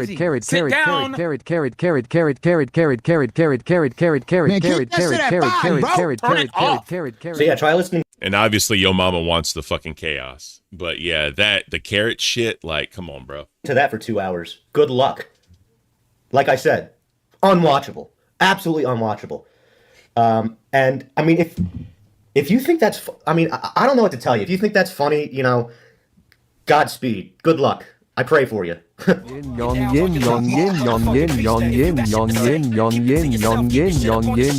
course, Lolcow Live has added to their Rolodex of comedy dancing. So you guys are really copying Becky Boop now? Good Lord. That's funny, I mean, actually. this is what I'm it is, sorry, that's guys. funny. This is the show. This is what it's become. Womp The super joke chat is is his $5. life. The joke is his If life. Booster grows out his hair and a mustache, he'd look a lot like Ron Jeremy. Hey but guys, without we're any halfway to wings. traumatizing Boogie. I just want to see that, man. I understand. So this is Scooter's character, right? He just kind of is a worse version of Boogie, pretty much. He hasn't done nearly. He's a younger version of Boogie. He just does the crash out shit. He fucking just yells and screams and does all that, the IRL or whatever. Like he does a decent IRL, I'll give him that, but it did kind of also get fucking cringe. But that's kind of the point, right? Make it as cringe as humanly possible. That's my shit. Make it cringe as humanly possible. But I mean, this just ain't it. And then people were saying have Yo Mama up there, like when Rastoff was fired or quit or whatever. Have Yo Mama up there as the third host. I think he would actually extract some shit out of them. He'd actually be entertaining doing it. But that's just me. Your mama has a very split fan base. But regardless, though, yeah, Scooter just ain't it. I'm sorry, because it gets old. Having two of them in a younger version, it gets real fucking old real fucking quick. As much terrible shit as Boogie, but he wants to be involved, so there you go. You're getting compared to Boogie. He's a terrible host, but I mean, it's not his fault that this whole thing's going to shit. It's Keemstar and Boogie's fault. No, I don't know. I got to give Scooter some blame because he's not trying anything different. He's just trying to go with the status quo of the crash outs and fucking yelling and screaming and being a fucking idiot. You know what I mean? And doing the Lolcow thing, right? Like he shaved his head the other day when someone said some shit about him being bald. Like, if people find that entertaining, sure, fine, whatever. But you just did it, bro. Like, I can't. Sunshinery, thank you so much. Support the KCA. Rusty thinks I hate him, so does this mean I do since I'm supporting the deep drive? Thoughtful face emoji. Thoughtful face emoji. PS Cafe Docket doesn't want your justice for clips you manipulated. Woman face bombing emoji. Love you, Ken. Thank you so much, Sunshinery. We need one more yellow, guys, and we're doing that. And yes, Sunshinery's on my docket team, along with Seek, along with Scatty Monkey. Fucking Spooked is on my damn thumbnails, which is amazing. We got Lunchbox in there. We got Sterling in there. They're all helping me out to make this beautiful, amazing show. That's why I don't like this Cafe Docket slander. It's fucking trash, this narrative that they're trying to push, that the docket team runs the show. That's not it at all. They're very supportive group of people. They do the best that they can, and they go with what it is. They have ideas, right? And they ask about ideas. We try them out. They may work, they may not. That's no one's fault. We try something, doesn't work, move on to what does work. It is what it is, bro. But you said Cafe Docket doesn't want your injustice for clips you manipulated. I don't know what that means, Sunshine. If you could explain that a little bit, just a little bit. But I am the cafe intern, and, whenever they need a day off or whatever, I'll hop up there and shit. I told Tommy C if he ever needed, a day off or some shit happening with the family or whatever, you know what I mean? I don't mind helping out. I don't mind helping out Cafe. I love that show. I love that audience. They're great people. So let's continue on this travesty of a show. Sometimes you just got to let shit go. And I mean, if they weren't earning the money they were earning, this would have ended forever ago. But they still get pretty good donos, I guess, so they're going to just keep milking it. But yeah, right now it's just Scooter and Boogie. And you're going to see soon, for some reason, Scooter shaves off all of his head. And he starts crying and having like a big conniption. Yeah, it's fucking... It's crazy. It's not My it, bro. booster going fucking denial about how much of a fucking loser I am. I know how much of a loser I am. Yeah, it's all fake, but I will give Scooter some props for really hamming it up. You know what I mean? I'll give he's a lot better of an actor than most of the Lolcow Live people. You know what I mean? But yeah, dude's tweaking. I can leave if you want. You asked me to come up here. You asked him to be here. He's helping you out, man. He's also good at crying on a whim. We know who else was. Maybe that's why he's on live. I don't fucking know. One more yellow. Let him help you out. I'm your friend. This. I don't understand. What did I do? Not you, Keem. I don't understand why he's doing this to me. I don't know what there it is. $10 to support the KCA. One more for the goal. Rastov played a clip on Liffy cut up to make it look like Tommy was yelling at me when that's not what happened. The clip was so chopped up it was gross. Got you. Okay. Well, thank you, Sunshine, for that. We hit the goal, guys. Thank you so much for letting us hit that. I hate Sunshine. We had to do 2 donations, but that's cool. Thank you so much. We're going to put that out there. Let me know in the chat real quick. I'm going to put a poll up real quick. Let's do this. So I want to know, since y'all are here watching, y'all are going to want to watch this, I'm assuming. Y'all know I don't talk and type like other people.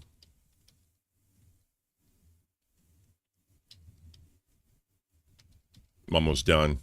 I can't. My fingers are big. Let me know if y'all want this as a VOD or a live stream. Y'all vote. We got 62 people in here. Hopefully I can get at least 50 votes. Y'all let me know. Do y'all want a live stream of the Rastoff or do you want a VOD of the Rastoff? Y'all let me know. All right. Let's continue. We're going to finish this up. What is he doing now? What makes you think you did He's anything setting wrong? me up to fail, and I don't know He what can't control if the people are dropping money.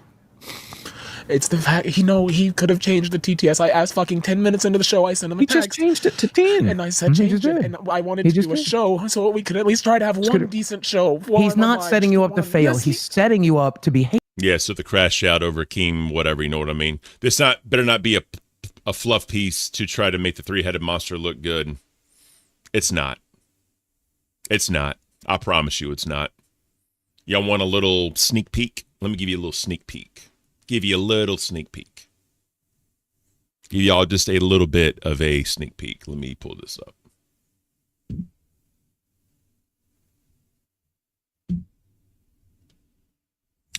Rastov keeps Aussie Twiggy fired. Rastov hired. Rastov says bye to Aussie. Rastov up on rewind after hired. This is just kind of shows how he was in the beginning, right? And then this is him scamming the tattoo goal. And then this is him after scamming the tattoo goal getting community manager. Now, after he got that, he was a lot more involved, right? A lot more involved. And then him basically, he talks Aussie Prime and money and all that shit. People, then him being the poach. This is Keem's review of Rastov. This is when he snaked Steak because he basically fucked Steak over pretty badly. This is when he went IRL and it was a complete fucking disaster. This is when he quit before Camp came and going there, and then when he donated for CD-ROM to be fired. So this isn't a nice piece on Rastov. That I promise you. That I promise you. It's not just fucking. There's more to add. There is more to add, trust me. But there's just so much to like go through just to make sure I got everything and I can tell the full and complete story. Trust me. Trust me. And the docket team is going to help me out with that. I just have a question. Yeah, he said so he can fire me and make content of it. That's why he's doing it. He ain't fired me, and that motherfucker hates me more, and he hates being loud. Like I'm still here. So you said you had a plan, right? And then you brought up Booster Gold. I think maybe the TTS was the better of the two things. Yeah, Booster Gold was not a good player. First of all, did you catch Boogie's little slip there where he said, Keemstar hates me more than he hates his own, whatever. So Keemstar hates his life. I'm going to take that as confirmed, even though Boogie's a liar. I'm going to believe Boogie this one time that Keemstar does, in fact, hate his life. And Lolcow Live is probably ruining his life. So, I mean, you could say that. That's why I want to get off the show. That's why I quit the show. Because he was just tired of the bullshit, tired of the BS, and just didn't want to deal with it anymore. But, we're also going to go into the poaching and examples of that. You know what I mean? There's a lot. There's a lot to it. So trust me. But anyways, yeah, so I think that's why Keem quit. He was just tired of it, and he was over it, and he didn't like it anymore. And I think a lot of it, too, was, Wings coming back. He thought it was going to get that spark, you know what I mean, to keep it going. But they didn't. Right? Keem even said it was just different. It wasn't the same because there was always that looming cloud over what happened. Right? But at least Wings came back and left on his own and like rewrote the chapter of him leaving. Right? So, I mean, it is what it is, man. You get what you deserve working with a bunch of assholes all day. But yeah, so that's what it is. I mean, Scooter's sniveling and crying. For some reason, Rastov pops up because it's really bad with just Boogie and Scooter, but I mean, at least with Rastov, there's like a third. I mean, it's all terrible. It's all bad. But that's pretty much it. I just wanted to kind of talk about how awful this show is, and mainly with this episode, it was so bad that I basically only clipped like 2 minutes of it. So I was like, well, I might as well get my thoughts out a little bit. I don't do the commentary that often, and it's fun to do. But if you guys enjoyed it, give it a like. You know what I mean? He's much better at fucking off the air open mic shit. Much better at commentary than that. Keep waiting for more stuff. Daily videos. This freeze face of fucking Scooter's hilarious. Are always coming. I'll be going live. So that's basically that. So, anyways, all right. I will end it there. I will. I'm not saying so. The Rastov, it's going to come. I don't scam fans. It's going to happen. But there's a lot more research that needs to be done. And unfortunately, I may miss some shit. I may miss some, but I promise y'all, I will tell the full and complete story. I promise y'all that. I'm going to do it to the best of my ability without missing anything. And chat will be in. So y'all want live stream. So 25 votes for live stream. We'll just do that because, I mean, it is what it is. But let's see. Who shall I read? Who do y'all want to go to? Who do y'all want to go to? Because this just ain't it. Who's live right now that I'm sub to? I'm not subbed to many channels on my Caint account. I forgot. Who's live right now? Who the fuck is live? Who's on at 12? I don't even fucking know, bro. Let me see who's live on my personal account. Test is live. Do y'all want to go to Test? What's Test doing? Show feature. Oh, no, they're not live. I need to refresh. This is terrible. Take care, anime. Appreciate it. Appreciate it. Oh, Rebel is live. I'm not sending you to Rebel. Dark Fortune, I believe this is going to be good. Thank you so much, bro. I appreciate you. Thank you. I'm definitely going to try. I'm going to try my damnedest to make it good. And, again, the chat input's going to help tell the story because, again, I may forget some shit, but I promise y'all it's going to be probably one of the best stories ever said about Rastov. So, hope y'all have a great rest of your day. I hope it's awesome and beautiful and prosperous. And remember, guys, life is beautiful. You only get one shot at this thing. Make it the best you possibly can because once it's all said and done, it's a wrap. So, until next time, y'all take care. Oh, and thank you for helping me reach the goal. I definitely appreciate y'all for that one. Small little goals here and there. Y'all know I don't want to be a beggy guy or whatever. I just want to see what y'all want. So, all right, that's it. Take care, guys. Until next time.